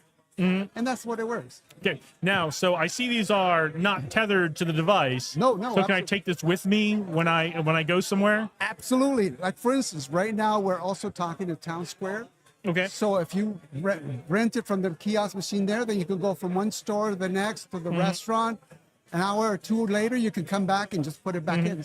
The idea is to making convenience for everybody to walk around. Do I have to put it back in the same one I took it from, or if like I'm out and about downtown and I stop by the pizza place for a slice and I go, oh, I need to charge my phone a little bit, and I'm walking around and I'm like, now I'm going to stop in for a cocktail somewhere. I can just pop this back into one if there's an empty slot. Exactly. There is a map on it. It will tell you different locations. Obviously, right now we're trying to put as many as possible. I'm hoping to 50 to 100 in a month. Excuse me, in a year. And at this point, the idea is to make it convenient. Yep. If you're in one location versus another, all you do is look at the map for the kiosk. It'll tell you, oh, there's one over here. I can. So there's like a phone app where if I'm like I need to charge my phone and I Exactly. want to use one of these, I just look at there's one around the block. Exactly. And you can basically click on it. Hey, I want to return it. As long as there's a slot, there is a problem though. There's got to be a slot for you to be a put one in. If Okay, there so it's not isn't like a drop box. There's got to be an empty slot. it got to be a slot. Exactly. Okay. So what we're doing is basically filling it up to 95%. So there's 2 available slots for you to put it for that convenient. But sometimes we have no options. If customer put, Right. Sometimes 2 people come by and they're like, okay, I'm done with this, exactly. and then someone will get that, someone will take it, and it'll be fine. But- Exactly. And not only that, we don't mind if you don't return it. There's no problem with it. The only difference is obviously the machine's going to charge you an extra they $10. just hold on to your money, right? Yeah, it's an extra $10, and you basically own it. The best part is you can take it home and charge it yourself. There you go. So So you for know, $40, you just bought a mobile charger. exactly. I mean, if for This emergency, sounds like a win-win for everybody. Exactly. That's the idea. Then that's why we're keeping the cost minimal. You know, obviously there is expenses, and that's one of the reasons why we created the coalition aspect where customers cross advertise, and that cost keeps the cost low. So, and I know you're all asking right now. So, if you have an old iPhone like I do, you've got this guy. You're good to go. And then if you have anything newer than the last couple of years, you've got your USB-C, so you're good to go, right? Exactly. So don't feel bad if you got an old iPhone like I do. I do too. So And don't worry about it. hey, as long as I don't have to charge it more than once a day, I'm hanging on to it. So Exactly. how did you get started in this? Did you design these? No. Honestly, I bumped into this business because 2 years ago, my daughter and I I was looking into buying a senior care franchise. Unfortunately, it's one of those things that I didn't get approved for it. So I said, Well, you know what? I mean, they make great money, but they're not easy to run, and there's a lot of regulations on them. Absolutely. That's why I was going with the franchise, because they know what they're doing. You know, I was going to learn from them versus me trying to learn the business. So the issue is that, you know what? I'm still want to do some. I'm retired from Kroger tech support. Okay. So I'm an IT guy left and right. But you know what? You want to keep busy. So once I bumped into this, I said, you know what? This sounds like a great idea. I found out it's popular in Asia. I found out it's popular yeah. in Europe. Yeah. But in the U.S., hardly ever. Maybe at the airport or maybe at the convention center. That's where you usually see it at like a convention center or an airport. And that's why I asked that, can you take it? Because a lot of times if you're an airport traveler, you're like, I'm picking it up in this airport and I'm plugging it in, I'm getting on my flight, and I want to drop it in the Dropbox at the next airport. Yeah, yes, definitely you could if I'm connected there. Yep. Not yet so far. Hopefully, you know, this is basically, we started this 2 months ago. Okay. And right now we are going gangbusters. We have a couple of customers. Like I mentioned, Town Square is very interested. A couple of the local dealerships here as well. Also fantastic indoor swap meet. I know Andrew Swap. Yeah. So at this point, a lot of Indoor swap meet's great because people will come in, they'll have 3% of their phone, but they don't want to leave. So Exactly. And the good thing is we have the big ones and the medium ones. So basically the medium one has 24 slots. The big ones has 48 slots. So basically the idea is make it convenient for everybody.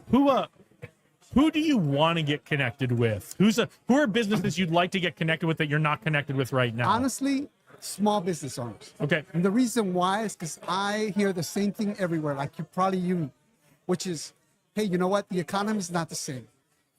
We are, it's not as well as before. So if we can help them basically maintain their customers at the same time, giving the convenience to generate more income or more customers coming in the door, that's the idea. Yeah, and what kind of like dry cleaners, like restaurants, I can see this to be great. Like, you know how you take your car in for maintenance and you're like, well, it might take half an hour, or it might take 2 hours. Do I catch an Uber home? Do I hang out? Exactly. Like this could be really great. Like at the car maintenance places, Exactly. or the oil change places, Exactly. right? Like actually yesterday I was at Discount Tire, and I was waiting. Obviously, I was looking at my phone. Is it going to die? I could walk home, but I said, you know what? Let me just take care of it. And you're right. I do that There's all the small time for car maintenance. They're like, well, it's going to be 45 minutes, all right? If I walk, it's a nice day, but No. they're going to call me and I'm going to have to turn around and walk back over, right? Exactly. If Or I Uber call home. an Uber, I'm going to wait 5 to 10 minutes for an Uber. I'm going to get home. I'm going to have like enough time to put my stuff down, and they're going to call me and tell me it's done, right? Exactly. So there's a lot like this car maintenance thing. Like there's a lot of times I just choose to stay, and I'm looking at my phone. I'm like, all right, I need to put this in my pocket. I need to not do anything while I'm waiting here Exactly. because I don't want to be without my phone, right? Exactly. When And I that's need what it. happened to me yesterday.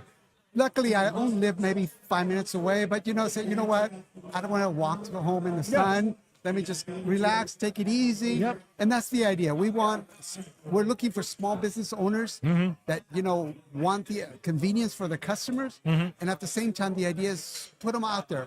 50, Yeah, 100 of them. I see like those fast casual dining places, anywhere where you're grabbing like a burrito or a slice Exactly, of pizza, exactly. somewhere you're going to be for 15 minutes, right? And or you're grabbing a cocktail, right? You might be there for half an hour, but you might be walking somewhere else. You might be whatever it is. You want to get that phone charged up a little bit, but And also, out of the blue, honestly, to tell you the truth, our first location was inside the Green Valley Library on Green Valley Park. yeah, by the library's district. great too. There was a little coffee shop, and the guy said, "Oh my God, this is phenomenal! I need this," because a lot of people in the library, they're doing their stuff, but they forget to charge their phone, especially with the kids. Yep. So the moms and pops come in and grab a charger and go back into That's the great. library. That's fantastic. So the idea is convenience. It's lightweight, but it's sturdy. You don't like you're not gonna feel like it's falling apart on you. It's I mean, it's, it's very convenient. You can just kind of flip it out and plug it right to your phone and just let them sit there. And exactly.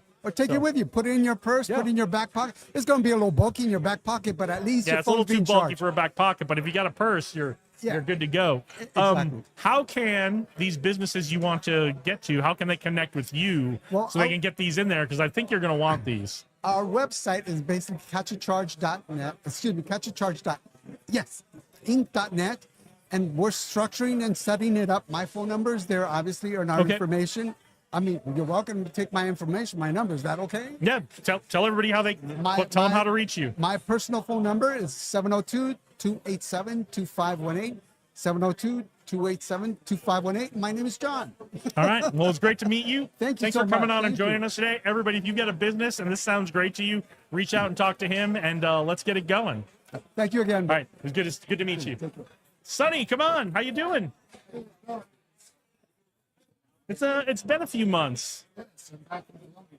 Back from Colombia. How was Colombia? Las Vegas, but Yes. now it seems It's certainly not cold in Vegas anymore. No, it isn't. It feels like summer. So yeah.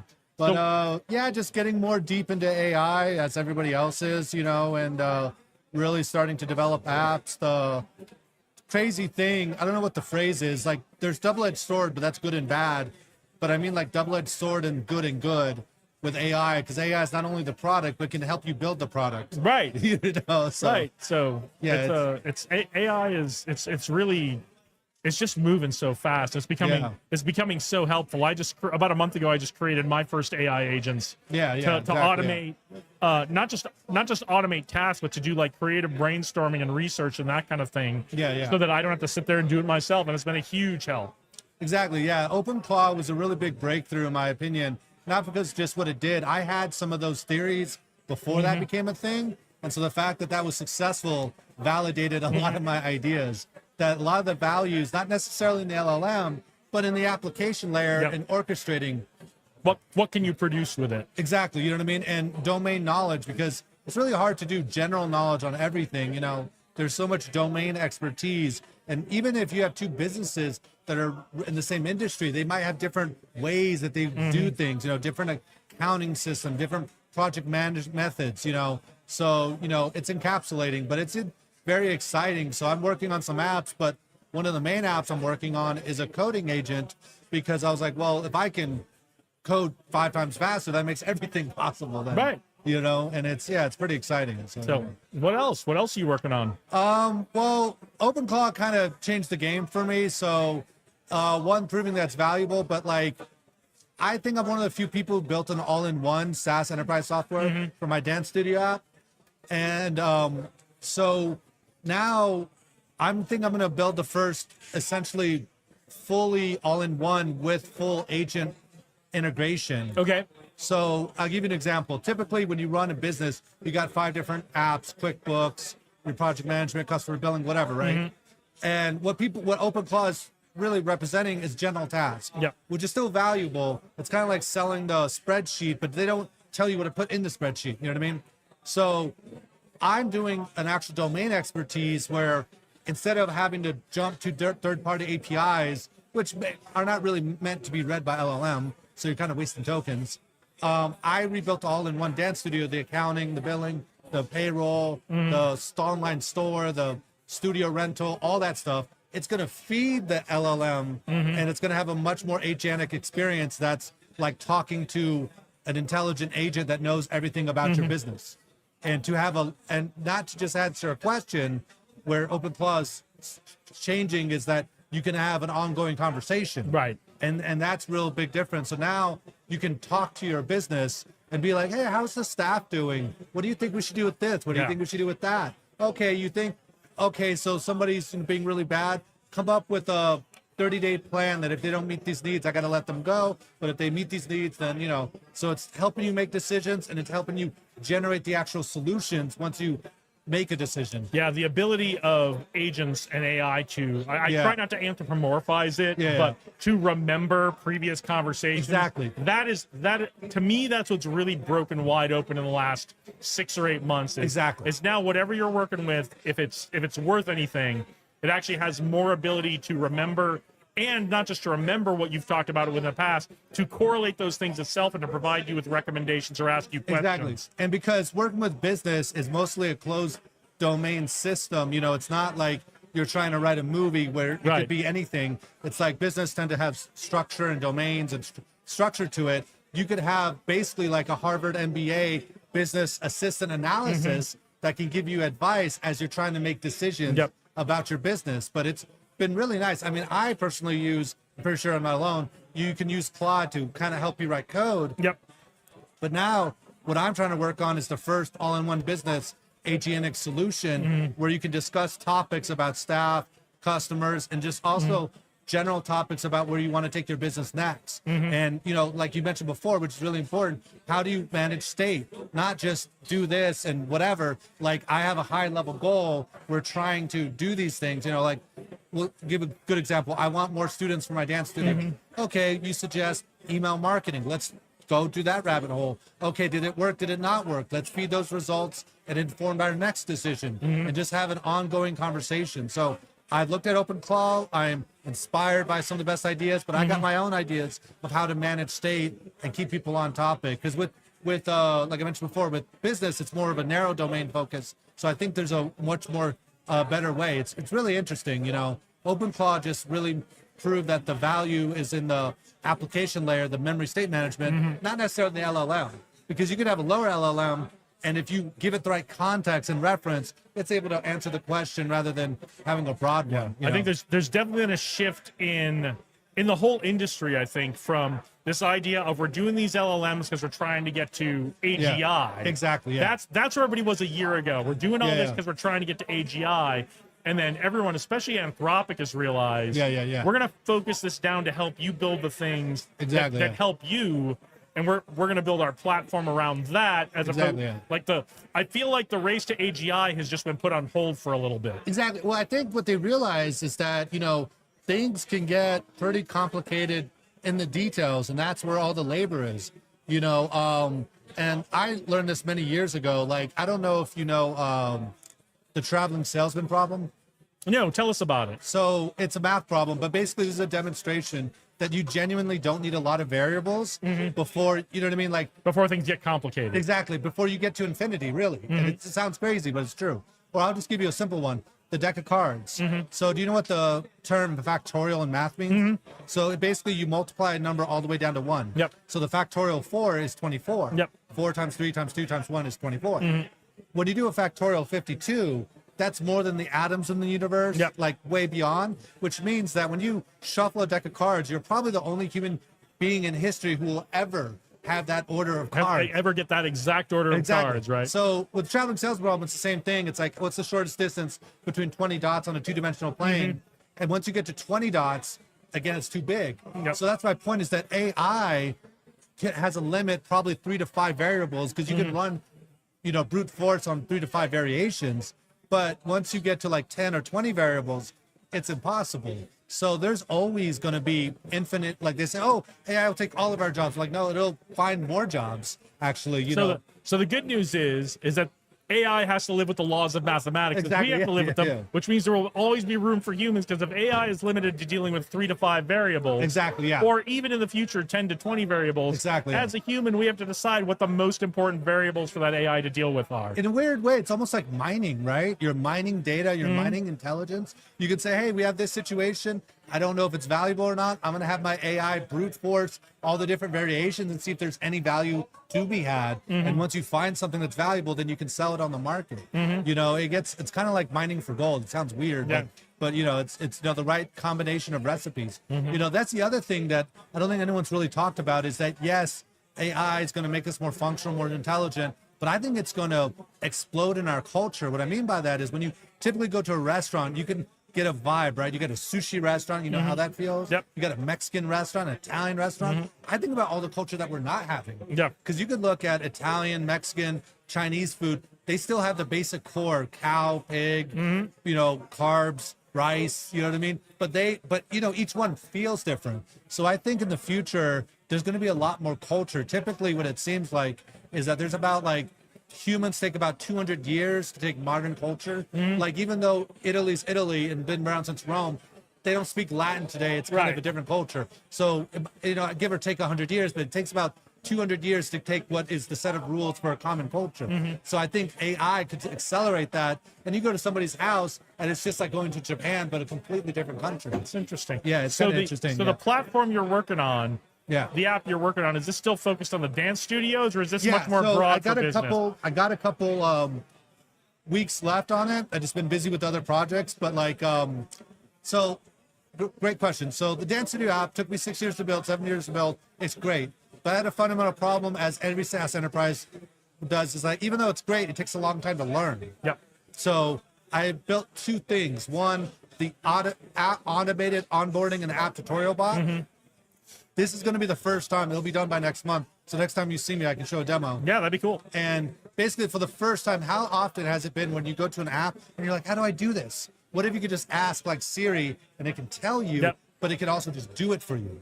It won't actually write to the database because obviously for security reasons. But if you're like cancel membership, it'll give you the confirmation and you can press a button. Yep. Because that's kind of strange how, like, if you run a dance studio, you already know how to run a dance studio business. Now you got this other problem where you have to learn the software. But you're like, I already know it knows how to cancel a membership. What if I could just talk to it and just take me there? Yep. So that's the first thing. The second thing I'm adding, which I think is the holy grail, is eventually the owner talking to the business itself. So it's as if you're talking to a human being that has all the data about your business, and you're like, hey, tell me what do you think I should improve on? Yep. Because it can just hold more data than a normal human being, but it can reference, oh, actually, you should give this staff more hours. You should have a talk with this student. They seem to be falling behind in their attendance, and just have a natural language conversation. I think that's going to be a big deal. Fantastic. You know what I mean? I think there's going to be different personalities. You know what I mean? Like some people like certain ways to being talked to. Yeah, You know what I mean? I definitely see that coming very, very soon, where AI is smart enough to recognize, okay, this is how this person likes to be communicated with. Exactly. Yeah. I will, without being told, I will alter my own personality to be an effective communicator to my user. Exactly. And so it's interesting, but it's true. There are many different ways to communicate, you know, how, and also, you know, I noticed as I increased the count for LLM, because I tried to use open source LLM because I want my privacy, but as I increase the count of parameters, it's interesting. It does sound more human-like. What I mean by that is that if you're like, hey, you know, what staff is lacking, whatever, you know, the lower parameters will just answer the question, but then the higher parameters will say like, oh, this is the solution to your question, is answer your question, and you should really focus on this. Yeah. And they throw in extra words to kind of let you know how important or not important the data they're trying to communicate. And I realized that's how humans actually speak. Some of them are becoming very, very effective communicators. Exactly, because I would say when humans communicate, it's half emotion and half function. It's like, okay, I'm going to answer your question, but I'm going to let you know what you really should emphasize on and what not to emphasize on. I love it. You know what I mean? So, you know, but yeah. I love it. So what else? What else do we need to know about? No, I'm just working on some AI apps. I'm working on a coding agent that's gonna like hyperdrive everything, you know. But it's just been really a thrill. Like, you know, this to me is the biggest thing since the iPhone, since the internet. But I think even crazier because it's taken, you know, me to heights I've never really been before. It's kind of like this weird analogy. I feel like you're exploring intellectual mountains. You know what I mean? And before you used to require certain labor to climb up that mountain. Yep. But now you got a goat cart. No, we've got a helicopter. Exactly, right? And you can go to that mountaintop, see what that sees, and it gives you And ideas. you can see there's another mountaintop you didn't know about. In the Exactly. distance. That's what you really get excited about. Yeah. Like I spent years building my own framework, and in a couple days, I had ideas how to rebuild the whole thing from scratch and 2 to 10x its value. And it was worth it. Yeah. Because you don't have to go back and hand jam it all in. Exactly, The AI yeah. helps you do Exactly. It figured out how I should change it, and it can do the labor of changing it. Right. And to me, that's such incredible potential is we can now really get rid of that sunk cost fallacy. Of, Exactly, yeah. We put so much work into our enterprise system, we can't change it. Exactly. Well, now, but we can just talk to this AI, and this AI we can just tell it what we want, and it can just do it. Exactly. And we don't, other than like, we're not going to ship that first draft, but then we go in and we tweak it, and now we can get rid of the sunk cost fallacy. Exactly. And that's some of the AI stuff I'm working on right now, where it doesn't just do things, it actually manages state and asks you questions. Because as a software developer, when people say they want an app, that's all I do is I ask them questions, you know, But it's got to work with this old app, and now we can say no, it doesn't. Exactly, yeah. No, it doesn't. Don't worry, I got you. Exactly. And that, I would say, I don't know what you would call that, and I might be one of the first ones to create it because I eventually want to create it. But to me, there's going to be a pinnacle point where the AI can do database migrations. That hasn't really existed yet. Like, if you generate an app, whatever it is, right? And they say, actually, I need to add a bunch of these other features. Then it regenerates the second app, but it auto migrates all the data from the first app. Now you're really getting to interesting territory. Yeah, that just takes the right enterprising person to tell an AI, here's my old database. Exactly, yeah. Here's how I want the new one to look. Go do it. Exactly. I'll come back after I have a cup of coffee. Let's see where we are. Exactly, right? exactly. Just do the first record in the database. Exactly. And let's see how it looks. And then I'll tell you and if it looks right, we'll do another 10. And if those look right, then we'll do another 100. And then we'll go, all right, just you know all the old fields. Exactly. You know all the new fields. I'm going on vacation. I'll see you in a week. Exactly. And as long as you give it the reference, it can do it. And that's what's so crazy about it, because like I was telling somebody else, like you got these large LLMs, but it doesn't matter. Once you cross the threshold that it understands English and it can do a lot of variable analysis, you can just talk to it like a normal human being. Absolutely. And it understands your logic. Right. And it's like, wow, everything I think about can literally be communicated to it, and it can be automated. I love it because with the databases I'm working with, I just tell you know what, I don't like the name of that field anymore. Rename it this. Exactly, And change it in every record. And it goes, okay. Exactly. That's done. What next? Exactly. Yeah. So I have a demo after this, but I showed a demo earlier Okay. of programming where I actually speak and it actually writes some of the code. That's all I'm looking for. Is I want to be exactly, able to talk. I want to see the result. I don't want what the LLM's saying it's doing Exactly, in the screen. yeah. I just want it to, if I'm asking it to draw something, Yeah. I want it to draw it Yep. on the screen while I'm talking and say, like Tony Stark and Iron Man, right? Exactly. Throw a little bit of Fire Engine Red into that, Exactly. right? Exactly. You know, Getting the idea about it. Yeah. and let me see it, and then go, no, you know what? I didn't like that. Take it Take back. it back. a step. Exactly. Yeah. That's why I'm auto linking. And we're. I mean, we are right there on it. Exactly. It's just about there. I might be one of the first people to be able to push that, but either Yeah. way. But yeah, I'm full blown into it now. It's over 50% of my code is written by AI. It's not the system architect.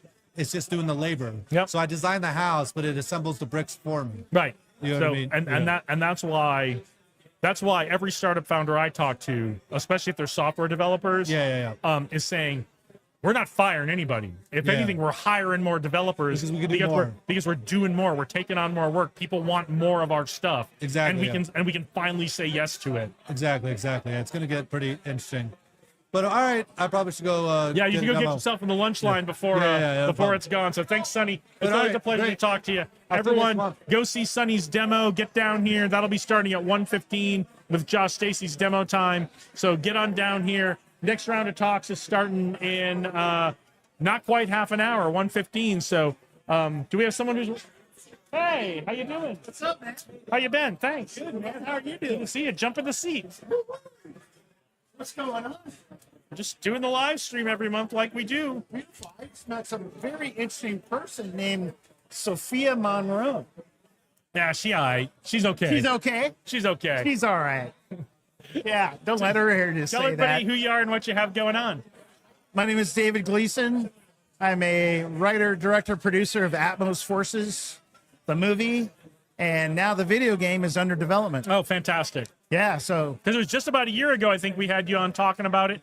I don't know if Sophia told you, I'm executive producing films now. no, she Yeah, didn't. So wow. I'm a hired gun. If you need some help, let me know. Hey, you're already on the list. We haven't even started doing what we said we're going to do, but now we're ready. Got some very interesting people coming to town next week. I probably got some folks to introduce you to. So let's get caught up on where Wonderful. you are with the project, what's going on with it, and let's get everybody caught up. Okay, so since we talked last, we finished a 3-minute teaser proof of concept, and it was cool, but it was live action. Yep. Right. And so since then, everybody kept bugging me like, "You gonna do AI? You gonna use AI? Are you using AI?" Did Yes. you meet PJ? No. He's doing a AI film thing for the third round of talks today. Oh, really? Mike Wilson's talk is going to be AI film stuff today. It's huge. Yep. Right. And I got people who finally. What I did was, I hooked up with Joseph Sharafi, Okay. Sharafi Entertainment, and a few other artisans that I knew, and we got together, communicated, talked about what I wanted, how to make it, and he was brilliant. And he made a concept for the proof of concept, and you can see it now. You maybe air it later on, but it's Send us a link and we'll Sure. throw it into something. Whether Sure. it's Yeah. I think since the last time you and I talked, I've started doing what I call the Monday show, which Okay. is a under 10-minute rundown every Monday of what's going on in the tech community in Las Vegas. Nice. So send me a link, and if it's something I can edit into our Monday show, I'll Sure. put it in there. okay. Awesome, man. Yeah, I'm pretty sure you're gonna like it. I liked the first. Yeah. I liked the first one I saw Yeah, a year now it's ago. like- So yeah. It's crazy. So what's the concept now? Is it going to be all AI? Is it going to be live action with AI? Is it This going to be? is the Are you challenge. still working on that? It's live action. Okay. The vision is still live action. Okay. But because we can enhance the CGI with AI, and we can also transfer the background sets and some of the settings by using Unreal Engine. Yeah. Unreal Engine transfers from a live action look to the game, Yeah. and also to now Yeah. animation. You're building your game as you're building the movie. So That's it. So it cut costs and yet enhance the project. Right. So another big thing we're doing is if you go to atmosforcesmedia.com, Okay. which is for the game, but it's also for animation looks of what we're doing. You'll see some new animation that we're doing. We may do an animation series. Well, and I'll let you describe the concept, the world in a second, but Sure. that's what I understood was this was always designed to be an IP franchise. Yes. Not a one-off movie or even a series Yes. of movies. It was Yes. always designed to be, there might be a video game. There Good might be memory. an animated series. There might Yeah. be a comic book. Dude, he remembers all that. I can't believe it. I know. I can't remember anything else I do Nice on any, job, on any of man. my other podcasts, but I do remember this because it made Yes, such such an impact because it was about building the IP world and the people who inhabit that world, and then the projects were all how do we contribute to the world. Absolutely. Absolutely. So- Impressive, Skywalker. Yeah. Nice. Okay, so tell us Yeah. about the world because Okay. it's been like a year. So. It has. So here's what's happened. Because it's kind of like when I first did it many years ago as a stage show. Because I did it. My degree's in theater. My background's in that first. There's only so far you could go on stage, right? Within a world that you build. Well, then as tech progressed, motion capture came into existence. Then you're like, okay, TV can do this kind of cool stuff, and now you can go a little bit to these worlds. Now that AI is what it is and helping CGI, now we can go like all kinds of different levels of heaven, all kinds of parts of the universe, and hell. So the world is, we can go to all of those places, and we do in the movie. Well, and one of the fascinating things about when you build a world of IP, you can really think through strategically how you want to do it. I remember almost 15 years ago, Sci-Fi Channel had this TV show called Defiance. Yes. And it had a video game that went with it, and there was some other IP stuff. Right. And what they did was they didn't do the thing like a lot of video games do where you play the main characters from the show in the video game. Right. You were in a whole separate part of the world. You get to play your own thing. And there were times when those characters would kind of peripherally come into your life. Absolutely. And you might interact with them, or you might just know about what they're doing. And it matched up with events would happen in the show. Right. And then you'd get an update in the game of something that you weren't involved in what happened in the show. They But weren't affected involved you in what over you there. did, but it Right. affected you over there. Or, That's right. Right. So Yep. this is what building a world of IP allows you to do is you don't have to go, okay, we had a successful movie. How do we turn that into a successful video game? You can say our video game is a whole Yeah. separate thing in a separate part of the It world. totally is. The part of the movie fits into this massive lore of the video game. Yeah. Right.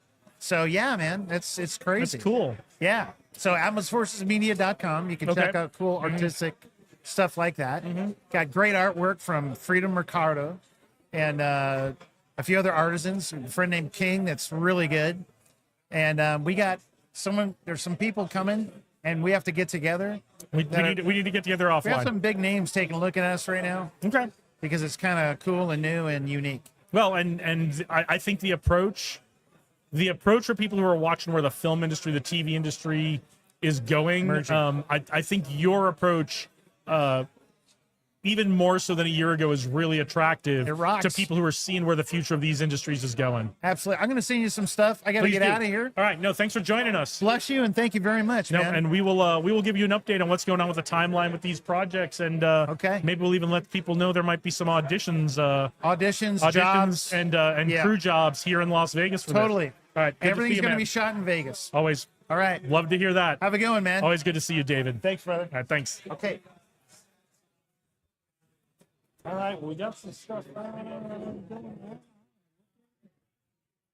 All right, so what time is it? It is, it's just about 1 o'clock, so there still is a little bit of lunch out being served. So if you can get down here in the next 5 to 10 minutes, you can probably grab yourself a free lunch on Taverna Costera here at 3rd Street Vegas, on 3rd Street in downtown Las Vegas, the new home of Downtown Tech Alley, the third Saturday of every month, starting at 10 a.m. with the networking. We're already through our first rounds of talks. They started at 11 today. They wrapped up at 12:15. Then we went into lunch. In just a few minutes, we'll be starting the second round of talks. And let me tell you what is coming up. I know the first one we're going to talk about is demo time with our good friend Josh Stacy. And it looks like Sonny, who was just on talking with us, is going to be demoing one of his things at demo time. So if you're interested, if you heard Sonny talking and you want to see what he's working on, get on down here, get on down to 3rd Street Vegas on 3rd Street in downtown Las Vegas. Come down and see demo time and see what Sonny's got for us, among others. So that's demo time, hosted by our good friend Josh Stacy. User experience and product design with Abigail Otero. Always a great talk. I wish I could get to see more of these. And then our good friend Eric Lacasse is doing search engine optimization, but also more from the flavor of, excuse me, how your businesses get seen today, how you get found online today. Because it's all different than it was even just a few months ago. It's AI, LLMs, it's all changing the game. So get on down here. Eric is keeping his thumb on the pulse of what's going on with that, and he's got some great advice for you. I know I always love the advice that he gives us. Then the Las Vegas Python meetup with Adam Englander, and Jackson, who was on just a little bit ago, gave us a preview of what he's going to talk about today. So come on down for social marketing with Jackson Wright. Today he talked with us about setting up a podcast, using that to generate leads, generate business. So come on down and learn what Jackson has to offer. And then at 2:45 p.m., we've got the 3rd round of talks. 2nd round of talks wraps up usually about 2:30. We take about a 15-minute break, and then we get into the 3rd round of talks. And then it'll be Sin City Programmers with Justin Otero and our good friend Josh Stacy. And then we talked about it. Mike Wilson and PJ are going to be showing some AI films, talking about their experience with that. And hopefully David Gleason, who we just talked to, will jump in on that as well if he's able to. So that's what's coming up in the next couple of hours down here at Downtown Tech Alley. Again, if you are in Las Vegas and you're interested in drones, crypto, tech of any kind, tech startups, investing in tech startups, raising money for your business, access to capital, all the things that we've talked about, get on down here today. You've still got time to get down here. We're at 3rd Street Vegas in downtown Las Vegas. We're here the 3rd Saturday of every month. So if you can't make it today, we'll see you next month. And if you're coming to Vegas, if you're watching from somewhere else, and obviously you can't make it today, but you are coming to Vegas, and you can line your trip up to join us on the 3rd Saturday of the month at Tech Alley, we would love to have you. We'd love to have you come on the live stream and talk about the tech community or what you have going on in your community as well. So with that, I'm going to take a little bit of a quick break just to check some of the tech setup stuff here, and we will be back. Hopefully we'll have another guest for you to jump on in just a second. Hey, Justin, let me just check this stuff quick and we'll have you jump on. All right.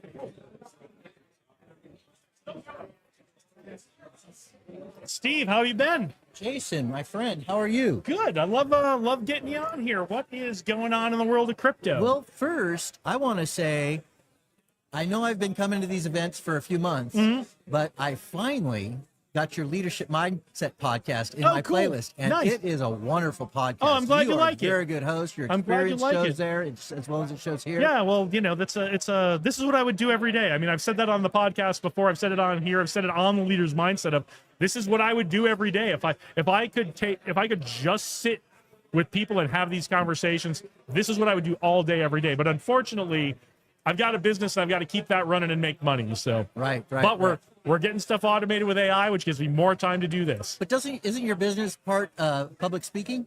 Yeah, I mean, so yes, a lot of the business The is guy me. never shuts up. Not wrong.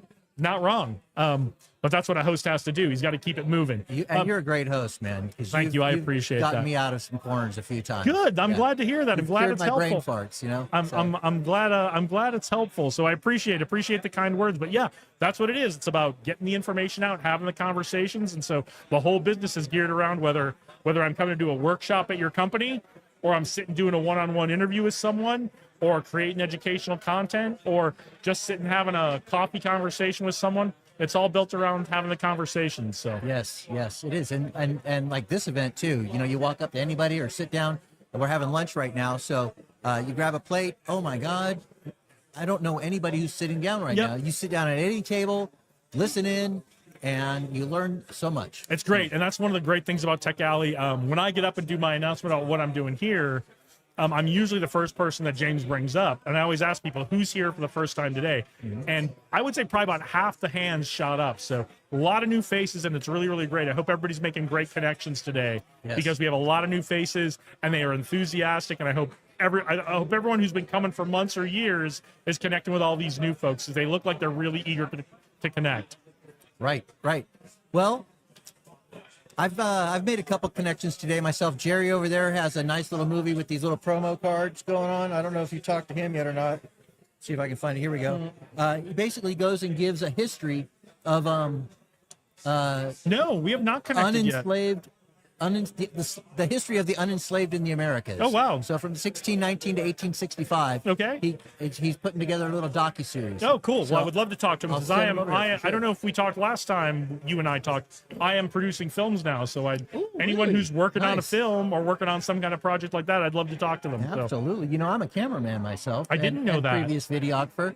I Yep. didn't know that. I make yeah. more money just running the camera now, so I don't do the videography thing anymore. But I do have some equipment. Still, Yeah, so. no. Well, we may, if you're open to work, we may have some stuff for you. We have a couple of young, fresh directors. Nice. Who are not cameramen and have not been DPs before. There and we go. And whether it's a DP or a second camera, we Yep. might need some help. Absolutely. Yeah. Get a hold of me. You know, I will, for I sure. do have. I went to a local libertarian meetup last night and Mm-hmm. made a couple personal obligations to a few of the candidates to help them out with their campaigns. Okay. But you know, summertime's generally free for me. So, so you were asking about crypto, and of Yeah, course, what's Ve- going on? Vegas Crypto Group is here again today at the end of the day, 2:45. Yep, we had PJ joined us. Oh, beautiful. Yeah, So PJ's we got great. a preview of Another what we're going to get to filmmaker. see. Yeah, Yeah, nice. I'm gonna have to listen to that podcast and find out. yeah. Anyway, so I'll probably be presenting a little bit today as well. And you know, I always talk about getting the businesses on board with crypto. Mm-hmm. And so actually, because I was, if there's time, I'll be doing a presentation today. Mm-hmm. Because of that, I've been building a new presentation more focused on businesses. I've done previous Okay. presentations based on decentralized, Yep. decentralized, and trying to explain all the basics of crypto. And then another one is just like a little loop that I do pre-show. But the last couple of days, I've been working on just for businesses only. And in the process of these things, you know, it's a project. So you start out with a blank slate, and you start throwing ideas up, and then you start gelling those ideas together with my little PowerPoints, you could call them. Anyway, so at the end, I'm closing it up, and I'm trying to get a summary on things. And one of the ideas, or maybe it was the intro, it occurred to me about how this all kind of played out, you know, whereby we all happily pay 4% extra for everything now, you know, via credit Not card. happily. Well, most people are just completely ignorant of it. So as long as they're getting the product, they're happy. That is Not the- happily. It's just it's a conscious choice. Just because I make a conscious choice doesn't mean I'm happy about it. Remember, people, cash is king. Cash is king. If you can, tip your servers in cash. Yep. If you can, paying with cash doesn't matter so much anymore. But there are plenty of vendors out there right now who do give 3.5% and 4% discounts on your Yeah, bill. there are. And Make good conscious choices. No, I'm not judging your choices. Just make sure you're making conscious choices. Exactly. So, as I mentioned, the 4%, which is a ballpark average rate. It's a little bit less nowadays. It's closer to 3% in today's day and That age. depends on who your processing people are. But Right. But if definitely. you're high risk, it might be higher than 4. Oh, really? See, If you're a high risk business, it might be higher than 4. I've been surveying a few businesses, but honestly, most of my information comes straight from the internet. Mm-hmm. But No, it's about 3.8, 3.9 for most businesses. really, Yeah.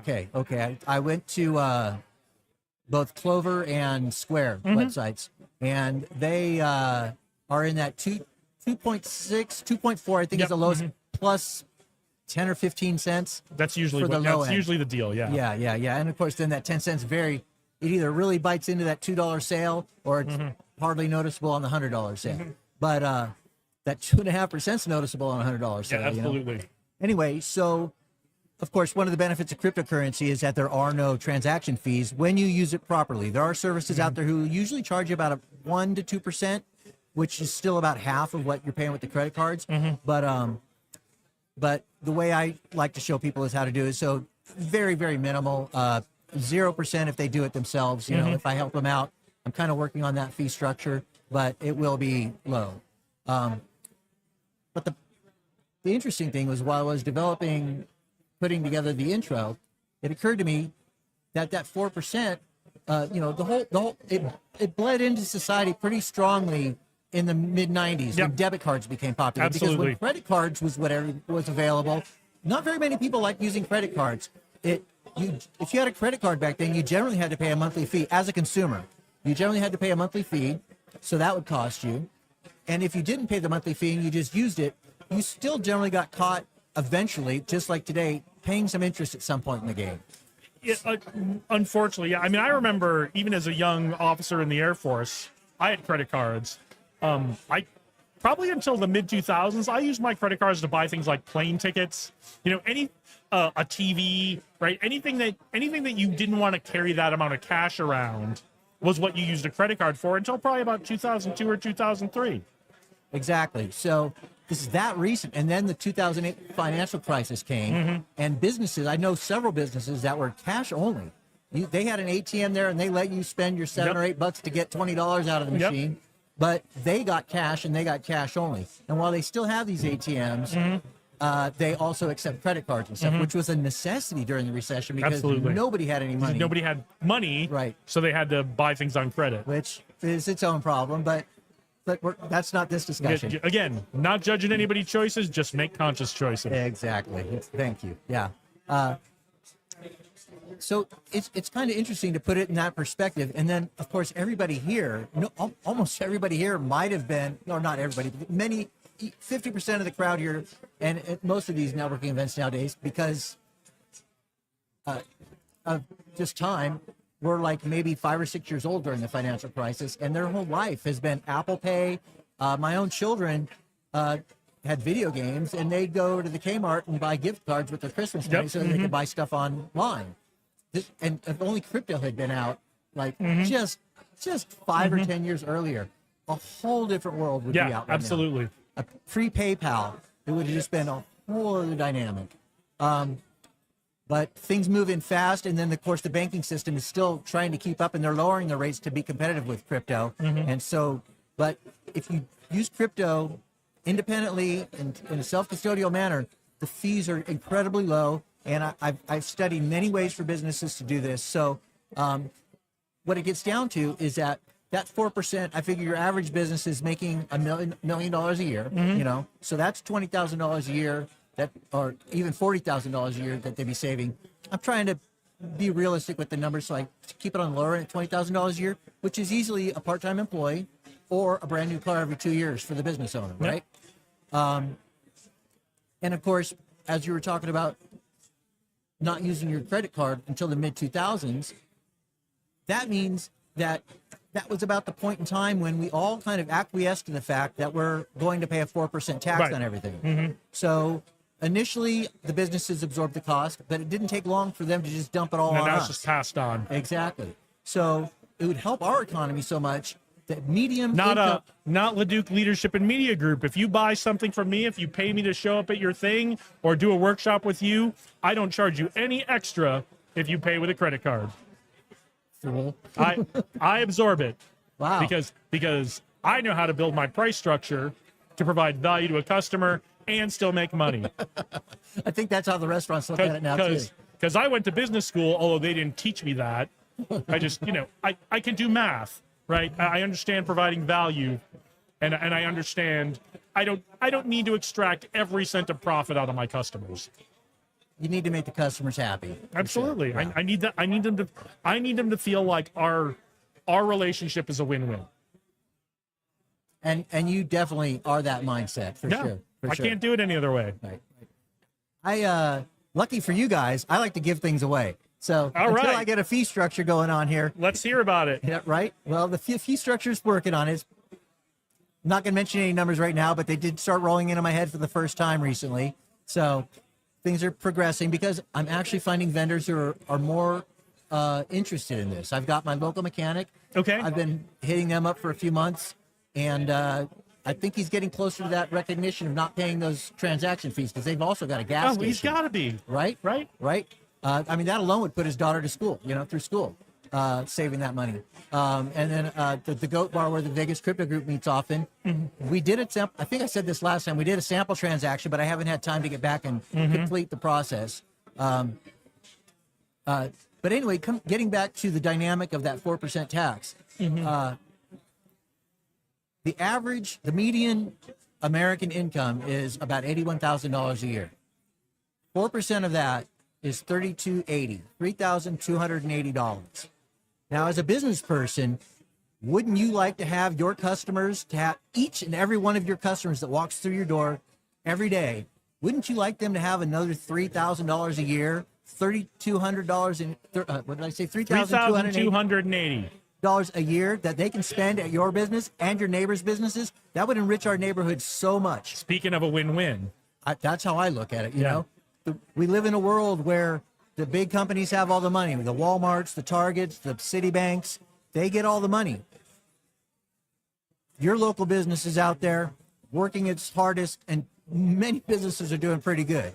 But every advantage helps, and that 3280 in your pocket would be incredibly helpful. I have a million questions for you, and I think I'm going to save some for the next time we talk, so you can work through some of this a little bit. Okay. But the question I have right now, for a business that is interested in this, because I know as a business owner, before you jump into anything, whether it's a new software system you're using, a new marketing company, whatever it is, there are things you need to do to prepare your business to go do that. So what does a business need to do to prepare to shift to being able to take crypto as a payment? They need to download a cryptocurrency wallet. Mm-hmm. I recommend the Edge wallet. It is a hot wallet, but explain what that means real quick. Okay, so a hot wallet means that because it's generally it's a wallet, it's a phone wallet, so it's going to have to be held on your telephone or your cell phone. A hot wallet means that the private keys are feasibly accessible via the internet because they're held in an internet connected device. A cold wallet would be a device that's not connected to the internet, whether it's a piece of paper or whether it's a hardware wallet like a Trezor or a Ledger. Ultimately, unless your security threat is very high, it's really not a huge worry. And of course, you can always transfer your funds from the hot wallet to a cold wallet, which is recommended when your funds get sizable. Okay. But if you're a business and you're accepting cryptocurrency these days, I'll be honest with you, you'll be lucky if you get $1,000 worth of payments in cryptocurrencies in a month, at least for the time being. I'll speak of something else shortly, some new news. I have way more questions, but go on. So it's not like everybody in the world is going to be paying you with crypto, but you will be attracting new customers and you will be creating an access for the ecosystem. You'll be creating the egg for the ecosystem versus the customers being the chicken. They need which doesn't even make sense. But anyway, you get what I'm saying? They need somewhere to spend their money. You're fine, because I can tell that our business owners and entrepreneurs are getting it, because when you're talking about the hot wallet, what every business owner and entrepreneur who's watching this understood, and I understood, was, okay, this helps me with cash flow. It does. I need because as a business owner, cash flow, revenue's great, profits are even better. Cash flow is the most important thing. It is the cash coming in, cash that I can put out to do something else that's going to make me more money later. So that's why you need a hot wallet. You also need to have a plan for how you're going to store in that cold wallet. And then the final thing, and we'll let you get back to it, is if you have a high risk, cybersecurity risk, talk to us. We can connect you with someone who can help reduce your threat service on cybersecurity. We know a lot of people who can help you with that, so you don't need to be afraid of this. And fortunately, the tools I use don't allow anybody to have access to your crypto funds other than yourself or whoever you give the keys to. So the reason I promote the Edge wallet for this is because they've got some great tax tools built into their system that document when the transactions were. You can give that to your tax guy or run it through your tax software. And so it was really business friendly like that, you know? Yeah. So what I just heard is the two most important things of a business owner. One, I can maintain my cash flow to be able to pay bills and to be able to invest money in other things that are going to make me more money. And two, I'm not going to get into tax trouble on this. Exactly. And there's a couple different ways to handle the tax trouble and the volatility of cryptocurrencies. You can do stable coins or convert to stable coins immediately. That's a subject to talk about one-on-one. By the way, it's cryptoiscash@proton.me. That's how you know Steve is a real tech guy, because it's at proton.me. Right? It's not a Gmail. It's at proton.me. And thank God for the Proton environment growing the way it is. It's worth the money I spend. Yeah. But they do have free products.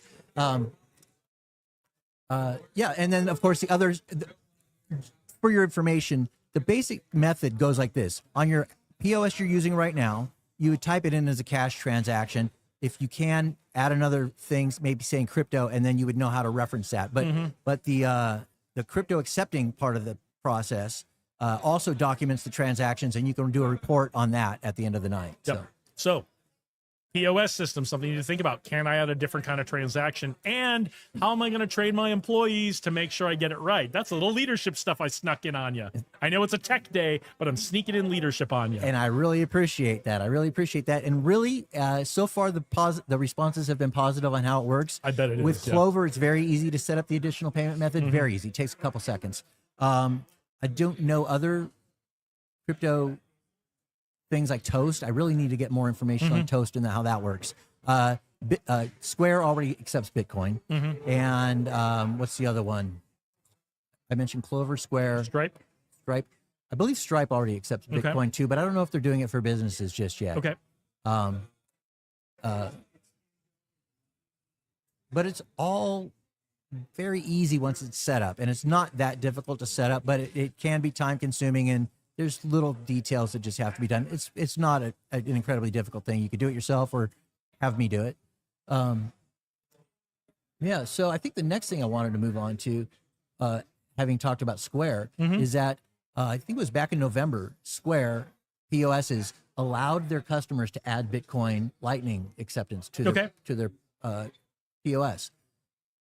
At the end of this month, March 30th, Square is making an automatic choice for clients, for customers. So when you go to a business and you make your payment via Square, the Bitcoin will automatically pop up. You can pay in Bitcoin, only Bitcoin, because that's how Square is. But the business owners can opt out of that. And I'm guessing that their default would be to accept the Bitcoin and then automatically convert it to fiat. But that's up to you as a business owner. There are pros and cons to each of those. It is. So it goes either way. But again, that's discussions for other times. But I think those are the two main points: the big news from Square, and then the fact that I'm actually moving forward with my plans, and I've made some time to do that. So one more question, and if you want to defer this till next time we talk, because you want some time to think about it, I'm cool with that. I'm a business owner. I've decided I want to take crypto. I have customers who are new to crypto. How do I help them transition along to that? That is a tough one. Okay. And it's probably next on my list. All right. Too. So I like it. thank you. I like Thank it. you. I think that's the so Steve told you about Edge Wallet. Go check that out. That's your homework. That's found at edge.app. I Yep. do want to warn you, if you just type in Edge Wallet, there may be an imposter. Do not touch that. Okay. Edge.app, and they have a little green logo. Okay. Edge.app, not the others. And then Clover was the other one. Do your homework, check on that. And then if you're learning about this and it sounds good, connect with Steve. And then we will talk about at some future date, how do you get your customers comfortable with, because not everybody's already is invested in crypto, and you don't want to lose a sale because it's hard for them to get to crypto in your shop, right? So coming soon, we will have that conversation for you. I will say, as part of my education, I do concentrate on teaching the people that come to the meetups that I speak at how to use crypto as money. That is a big part of what I do. So I'm working both ends of the It's the next logical step. Crypto's been amazing. We're seeing people using it as investments, stores of value, that kind of stuff. To really get it to take off, we got to get people using it as real currency every day. And Steve's fighting the good fight on that. XMRbazaar.com is a wonderful Monero-based eBay style site. Not auctions, just items for sale. You can make an offer, but it's a great site. Great products on there. I think they've got about 7,000 or 8,000 products right now, and it's always growing all the time. And they accept Monero, but it's just one of the best crypto paying sites for those who already are into crypto. Sounds great. So as always, do your homework, be smart, make conscious choices, and if you've got questions, reach out to Steve. Some of the greatest advice I've ever heard. Thank you. All right. Thank you, sir. It's always a pleasure to talk to you. I hope we'll have you back next month to fill us in on what we asked you. And I hope I have some good information. All right. And if you need more time, we'll give you more time. Thank you. All right. Thanks, Steve. Mr. Wilson, put your butt in that chair. I know it's not time for your talk yet, so I know your talk's not for another hour. Tech Alley, 30 gas. Steve do his presentation. If this wasn't enough, come see Steve do his So presentation. we have had quite a few of the Vegas crypto group stand with crypto crowd on already today, because we had Steve and we had your friend PJ came on Oh, I love it. and told us about what he's working on and going to be sharing with I think it's part of your talk later today, right? That's right. That's right. So yeah, it's been a crypto and film day I love to hear here. it. It's been great. So I'm so happy to hear it. Tech Alley has been so great to facilitate this.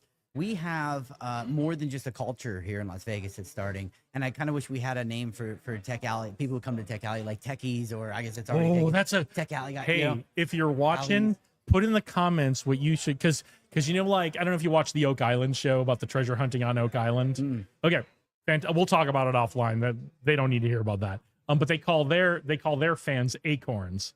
So I think what we need is something. What would you call the people, like, and not gross derogatory names? Thank Let's keep you. it Let's G-rated. keep it PG-13 Yeah, at least. at least, right? PG. But yeah, like what should we call the fans of Tech Alley, the people who participate in Tech Alley? What would be a cool name for us? I really like that, and I love that the power of the community watching can help determine that. Yeah. And so we'll propose this. I'll propose this amongst many Tech Alley members and attendees. We'll pitch you know? them stuff and we'll test it out.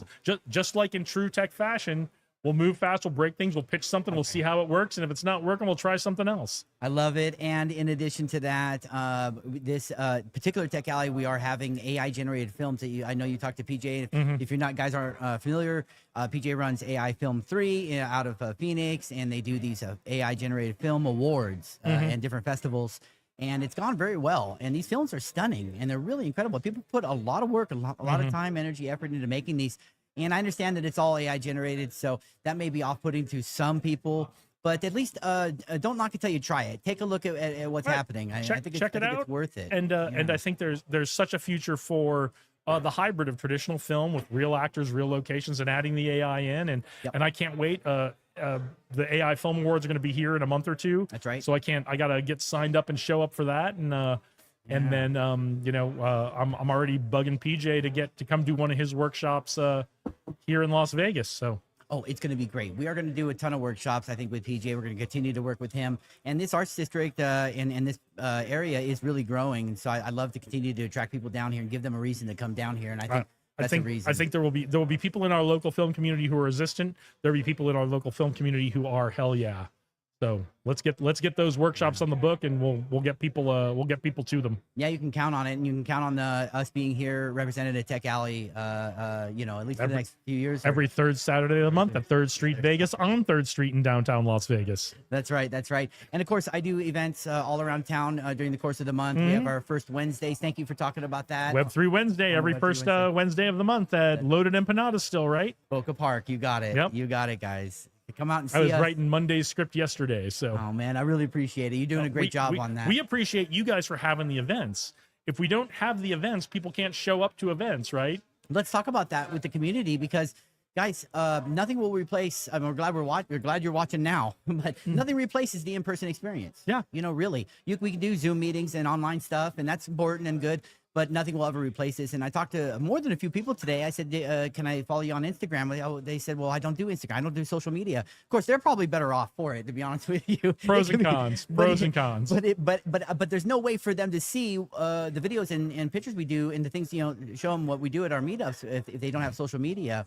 So it's kind of hard to access people sometimes. Social media isn't the be all end all when it comes to advertising, when it comes to meeting people, actually coming out in the real world is how it used to be done. And let's be honest, in a lot of cases still is, It right? is 100%, The experience is not the same. These conversations, yes, we could do these remotely.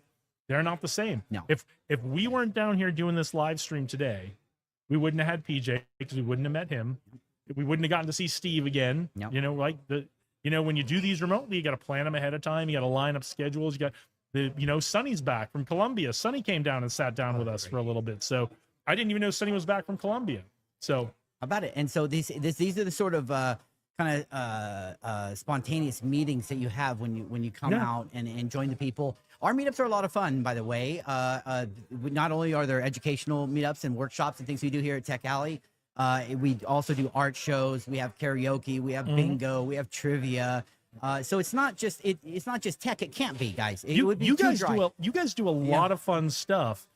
You did a thing earlier this month or maybe last month. Oh, and I'm blanking on it with the women's group. Oh yeah, well we had women's night, and we had a great, incredible turnout. But there was a group you sponsored that with Kayak Club. Kayak Club. That's what right. it was. That's right. So all sorts of events, right, guys? It's not just come talk about crypto. It's not just a sausage fest. It's really a good variety. They're bringing the ladies. We bring the ladies because we have a great time, though. I mean, everyone Yeah. has a good time with music and great talent, and then great connections and just good people. So when I started this 7 years ago, that was the goal: knowledgeable and friendly people. And one of the side effects of that I've noticed is there's a lot less scammers coming to our meetups. They come and they never stay because people are so knowledgeable and so friendly. They can see right through the scams. And I've built something that is long term, that's lasting. So we repeatedly have these meetups so that we're open to everyone. We get about 30% new people every meetup, and we have a great time. Steve comes out to the meetups. He's going to be doing a great presentation. Him and I were talking. I'm not sure if he covered this with you already, but you can pay for your AI with crypto. So you don't have, it's less KYC, it's less obstructions there. I believe it's even more affordable to use crypto. So In most cases, yes. what a great combination. You can use crypto to pay for your virtual private server, put your Claude on there, put Claude code right on your virtual private server, pay for both of them with crypto, less KYC, everything flows nicely. And then you could even maybe program Claude to make that payment so that it never runs out of, it uses crypto to make payments, right? So it just becomes, I don't think you can have AI without crypto and crypto without AI. I think Not anymore. Those two are going to be merged together quite well. And so I'm excited. That's why I'm excited to be working with PJ and doing what we're doing here at Tech Alley. Yeah. We mostly talked with Steve today about how he's helping local businesses set themselves up to accept crypto so that they're not paying anywhere between 2.5 and 4% credit card fees, and either swallowing those fees or passing that on to his customers. So we talked a lot about that. But this is why it's important to come down to Tech Alley, because we didn't get to talk with Steve about that part of it. But Steve is here. You could talk to Steve about that if you come down here today. It's so important that people come and join us. We had at least 100 people, 150 people probably easy throughout the day, 10 a.m. to 4 p.m. It's a long day. And so I asked people to come in at 10 because the announcements are at 10:30. You get to hear from all the different meetup organizers about what's happening, and you'll be able to kind of shape your day. And then before you know it, it's lunchtime. Lunch served by Taverna Costera, Chef Chris, absolutely incredible. What was for lunch today? We did. He made some amazing chicken, a great pasta dish. The garlic bread is incredible, and then the Caesar salad. I mean, can you really? Can you beat that? I don't think you can. And it's always delicious. Chef Chris he's a genius. He's great. I'm just going to go out on a limb and say it. Chef Chris is a genius. When it comes to food, 100%, I can promise you that, because the flavor is on point. And so we did a short interview with Chef Chris. We've been doing a little man on the street type style interview. Awesome. Yeah, so we'll put those out on social media, right? So I'll make sure everyone's notified. If you have any really fun ones, you want me to throw them into the Monday show, let me know. Oh, cool. I will let you know. Absolutely. I do Send appreciate me that. either send me a link I can download it, or send me a copy. Yeah. And I'll plug some of them in to the end of the Monday show. Well, that'd be great. Yeah, I would really appreciate that. We got a chance to talk to Chef Chris from Taverna Costera, which is incredible. We talked to, of course, Joshua Levitt, organizer here, Tech Alley. Amazing, incredible. Going on 5 years. Yeah, it'll be 5 years in April. April or May, yeah. I think, right on I think top it's of it. April. Yeah, it's hard, really hard to believe that we're coming up on 5 years. It's consistent. It hadn't missed one. Haven't missed Saturday. 1 month. Nope. We didn't miss a month. The month back in the fall where we got crazy wind and rain. It was wind and rain, and we guys. didn't miss a month when we had to change locations a couple of months ago. So And it seemed like the rain lightened up a little bit. It wasn't too bad. But it wasn't as bad as they said it was. It was not terribly pleasurable either. But it's nice. And then I see you've moved inside. I love this location here for the podcast. It is getting warm outside. I don't know if the equipment can handle it. We were unsure. We were gonna try, and because the Earth tilts as it moves around the sun every year, it was going to be directly overhead. So we were concerned. We were concerned about people sitting out there, but we were also concerned about equipment. And we said, well, there's these windows here. We can still get the same background, but be inside. And this has worked out really great today. Every time you move to a new location, you worked on film stuff. The light is different. The setup is different. The power outlets are different. You have to. It's kind of like starting from scratch on setting up, even though you've done it a million times in other locations before. So we were I like to try to get us going so we can turn the camera and get the announcements.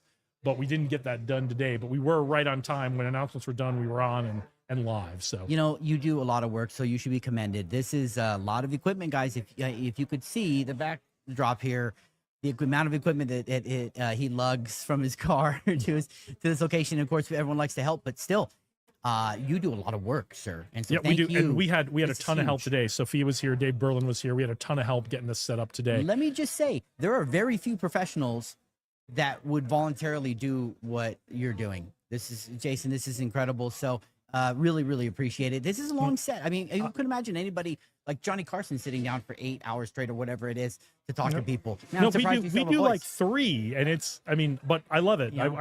I wouldn't be doing it if I didn't love it. So Well, you could tell, and it shows through your work and the professionalism that goes through here. Yeah. Vegas is a growing community, and that's what's interesting is I think we have the best opportunity we've ever had in our entire lives right now to get into tech. And it really doesn't matter what it is, if it's a small business, if it's a laundromat, or if you're a lawyer, doesn't matter what you're doing. Even for your personal life, now's the time to get your hands around what is out there in tech, and Tech Yep. Alley is the place to do it with the best community. And of course, there isn't any other. We do our meetups, of course, they're during the course of the month, but everyone comes to Tech Alley. Tech Alley is the place everyone is at, right? Yeah. You've seen the people we've had in the live stream today. They will be at other events this week. You will be hard pressed to find them all at a single event each month, other than at Tech Alley. And you're only getting to know a fraction of the amazing people who are here, right? There are still people who I'm trying to like, you got to come on camera. And like, I don't know. I don't know if I want to be on camera. So there are amazing people here. But this is the place you will find them consistently together every month. Yeah, and it's all faces of tech and even entertainment, which is why I'm so excited about the event we're doing today. We're actually showing a film on the movie theater screens. So, all the theaters are filled with amazing workshops and presentations, and they do great. And it's cool to see them on the big screen, by the way. That is so neat. But to actually be able to show a film. It's a lot different. I worked on a couple of film projects last summer, and they were all shown. One of the film festivals was here. When you are in a project and you see yourself up on the big screen, there's nothing like it. Or in one case, it was just my voice. I heard it in the movie theater. Right? It's like you don't expect to be impressed. You're impressed. It's impressive. It's like impressive. you were there working on it the whole time, shooting and all that. And you don't expect to be impressed seeing yourself or hearing yourself on the big screen. I was maybe it's a failing of mine, but I was impressed with myself. Believe me, you should be impressed. It is awesome to see things on the big screen, guys. That's another reason to come down to Tech Alley. The presentations are so thorough and so effective with those big screens on there. We absolutely love it. And so I'm excited about it. And again, I just want to remind everyone, if you want to join our events during the course of the month outside of Tech Alley and at Tech Alley, you can go check us out, vegascryptogroup.com. And we're on meetup.com. So just look up Vegas Crypto Group. And gosh, I hope you guys can come join us at one of our events. We have a great time. Yep. Is Monday a Crypto Monday coming up, or is that the next week? So thank you for asking. So we did suspend Crypto Mondays for now. Oh, okay. And that was Now only I got because to change my script for the Monday show. I apologize for making you change It's your okay. script. Thank you so much for doing You that. always keep me updated on what's going on. I try to. It's so tough. So many things happen so fast, just like technology. If you don't stop to look around, you might miss it. So not Crypto. We are bringing Crypto Mondays back in April. Okay. For a special Bitcoin edition. So that's worth mentioning to the audience. We have the Bitcoin conference coming up at the end of April, April 27th through the 29th. And we will be doing a Crypto Mondays on the 27th. That's a Monday. Okay. And we're going to have a great time with that. Our multi-chain Mondays That's was the a one. wonderful experience in Henderson. And so we service Summerlin area, right, with the first Wednesday, Web3 Wednesdays. And then we have the Goat Bar and other locations around town. But Henderson seems to get neglected, right? Okay. So it was great to see Josh open up Tech Alley to Tech Alley Henderson. I love what Lorraine is doing really in great Henderson. event. And that city is very supportive, equal to or greater than Vegas as far as, startups and entrepreneurs and tech, things like that. But I knew that Henderson had people that wanted to come to our meetups, and it's just so far to go to Summerlin. So it was nice to have those. We're going to bring those back, but we're just looking for a good location that's within Henderson. So we'll let you know. And then Thanks do you for still asking. have the Tuesday thing? Yes, our Tuesday, we do bingo, we have trivia. There's prizes, giveaways, food. It's a Taco Tuesday, and we also do some wings and some other great food there. And then just a great, knowledgeable, friendly community to kind of hang out. We've got the big screen, so we show different movie screenings and things like that. But yeah, this Tuesday we'll have a bingo night. And that's every Tuesday? It is every other Tuesday. Every other Tuesday. That's what I thought. Okay, cool. Yeah. Web3 Wednesday's coming up. Well, yeah, it really is. Can It's you coming fast. can you give us a preview? Yeah, so this Web3 Wednesdays at Loaded Empanadas. Shout out to Loaded Empanadas. You know, they're so fresh. The dough is so fresh, and the ingredients are so good that even if you get a fried empanada, which most people get, you wouldn't even know it's fried. There's not a drop of oil on it. It's like that. I don't know how they do it. It seems like it's baked. But the ingredients are great. The drinks are incredible. There's even some wonderful zero-proof drinks there. So, you know, anyone can have a good time. And that is Web3 Wednesdays at Loaded Empanadas. And this Wednesday, we will talk a little bit about some of the Clarity Act and some of the things that are happening with, you know, around the politics to try to keep innovation in America. Right now, we have the banks that don't want anyone to get rewards, but they're the only ones that can give rewards. And in crypto, you know, that would tie a hand behind our back. I mean, there's really no reason to do that, and it's unfair. It's not competitive. So we're hoping to make sure that crypto can offer rewards just like banks can. I was going to ask you what the new, you know, because we had Clarity Act last year. We had some of the other things, and things moved so far forward. And that's why Steve is able to kind of do the things he's doing with businesses now, as businesses are much more open to accepting crypto. But I knew there had to be more advocacy coming. So tell us about this. Is this is the next flag to plant? Yeah, you know, we are fighting an uphill battle. But, you know, this is common in tech. I saw it with the internet, with the birth of the internet. You know, how do you regulate the internet? You know, I mean, that was tough. So I understand where they're coming from. But the bankers are so well ingrained that they literally live next door to some of these senators. And their kids have grown up together, you know, and now they're having grandkids together. And, they're just kind of part of the family. And so when this guy walks in and says, hey, I've supported you your whole career. I've given you all the money, you know, and all the support and everything you've wanted. And we live next to each other and our kids go to school, you know, and he say, hey, don't give crypto rewards. That's the one thing. Just do whatever. Let the kids play. Let them have crypto, but they can't have rewards. You know, it's unfortunate, but the senator's going to listen to this guy that, you know, he's been friends with for a decade. Which is crazy because the banks are phasing out rewards too. Yeah, the banks and the credit card companies. So they don't want crypto rewards because they're phasing them out themselves. Yeah, how about it? Yeah, and they know that this would be leverage against that.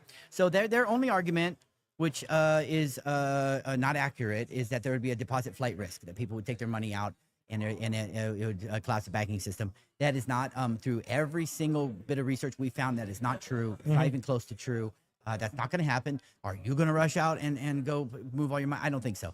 Not a lot of people are, but the right people will, and we should have it available to all the people. And this is why I love crypto, because it creates a more fair economic playing ground for everyone. And so what we're dealing with now, people pull the economic lever and other people suffer. And you know, and that shouldn't be how things operate. We need a fair level playing ground. Bitcoin gives us that. Crypto gives us opportunity. Everyone. So it doesn't matter if you're the poorest man alive or the richest man alive. You're gonna benefit from crypto. That's it. We got to keep pushing legislation. While I have your attention, real quick, I would like to shout out Stanwood Crypto, our sponsor here. You go to stanwoodcrypto.org. You can give us your email address. That way we can just keep in touch with you. But every voice that reaches out really matters, and I try to explain to people how this works. If one person reaches out to a senator or a governor or their representative, it amplifies about 10,000, maybe 100,000 people, because they know not everyone is going to actually reach out. So they know if they get one person, that equals maybe 10,000 that agree with him or her. And so your voice really is amplified, especially now in this particular moment where we are fighting for our lives when it comes to DeFi and rewards and just having a more fair economic playing ground. And this is the time to get this done this year. If we don't, and we keep delaying it, America as a country will fall behind, not only just with tech, but just in innovation in general, right? So we have to have some innovation here in this country. We have to have some regulation around it. StanwoodCrypto.org is your place to go. Please check it out. Consider becoming an advocate today, because your voice really matters. Okay. Yeah. If these issues around crypto are important to you, if the opportunities around crypto are important to you, get signed up with Stand with Crypto so that you can hear from them about what's going on, and then you can figure out how you want to help out. That's it. And you'll find that there's grades for every single representative. So you can go in there and see, type in your address. It'll bring up your representatives. You can see what kind of grade they get. You know, we're lucky, Jason, here in Nevada. We have straight A's. We have very tech forward representation at the federal level here in Nevada. We really are. It's absolutely incredible, and we need it. and we need it. I'd love to see Vegas become a tech hub. So this has been my We're mission working for on it. years, right? And We're you're a big working on part it. of it. You're a big We're part of it. working on it. We're gonna get there, guys. And this is because Hey, we have the we had a support company of go Rose public Eds. last year. We had a company raise $100 million in their Series A happening. round. It's happening. Come on, Startup NV and so many other supportive the Innovation Center at UNLV. There's just so many here. And of course, they all come to Tech Alley, techalley.org. They're all here. Come out and join us. We have a great time here. But yeah, with Stand With Crypto, it's just it's so important to let your voice be heard, because you'd rather let your voice be heard than not. Like if you have a choice to say something and you don't say anything and then things go south, I mean, it leaves you kind of handcuffed, and we don't want that right now. So I just really encourage everyone to step up.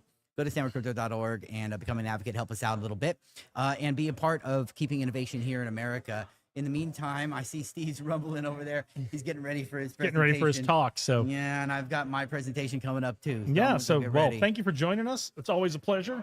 Thank you And so much. we will keep letting everybody know what you have going on through the Monday show and talking to you on Tech Alley every month. Well, it means the world that you support us like that. I really do appreciate it. Happy to Check do it. out Jason LeDuc on Instagram. And then is it LeDuc Leadership? LeDuc Leadership. Yep. LeDuc Leadership. Check them out. All Check right. them out. Great reels. Thank you. I Thank really you. appreciate it. All right. Thanks, guys. Whew. All right. Well, we are getting close to the end here, folks. I'm looking around to see if we've got anybody who's looking to come on the stream here. So yeah, we are getting close to the time where if we don't have anybody waiting to jump on the stream, we kind of wrap things up. So what I'm going to do is I'm going to take a little bit of a break. I'm going to go grab a little bit of water. I'm going to come back. I will give you the rundown of what's happening right now and what's happening later today after we do that. And then we will see if we've got any more takers to come on. And if we don't, we'll do some wrapping up.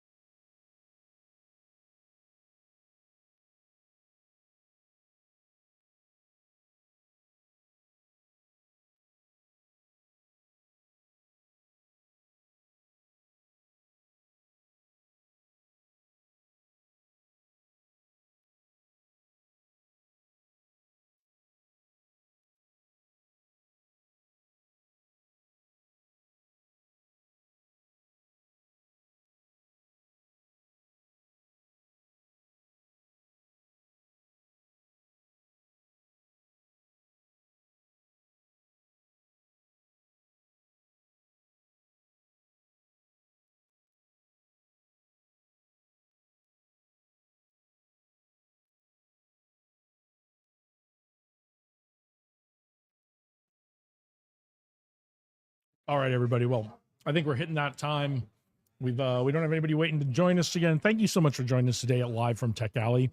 Hopefully some of you saw this. You're coming down today. We're going to come down next month. Remember, we're here the third Saturday of every month at 3rd Street, Vegas, on 3rd Street in downtown Las Vegas. Let's see. I do want to give you guys a rundown on what's happening. We're in the second round of talks right now. Remember, Tech Alley starts on Tech Alley Saturdays at 10 a.m. for networking. We do announcements. First round of talks starts at 11 a.m. Break for lunch at 12:15. We have a lunch provided. And then we get back to work at 1:15 in the second round of talks. We're in the second round of talks now. That should be wrapping up in about 20 or 30 minutes. So we're doing demo time with Josh Stacy right now. We're doing user experience and product design with Abigail Otero. Eric Lacasse, good friend of the show, is doing how businesses get found today. Adam Englander is doing the Las Vegas Python meetup, and Jackson Wright is doing the social marketing talk right now. And then at 2:45 will be the third round of meetups, Sin City Programmers with Justin Otero and Josh Stacy, and Vegas Crypto Group with Mike Wilson. And you guys got to see a lot of the folks who are going to be involved in that talk today. So thanks to all of our guests from coming on. We will see you next month. Have a great day. Do great things. Onward and upward.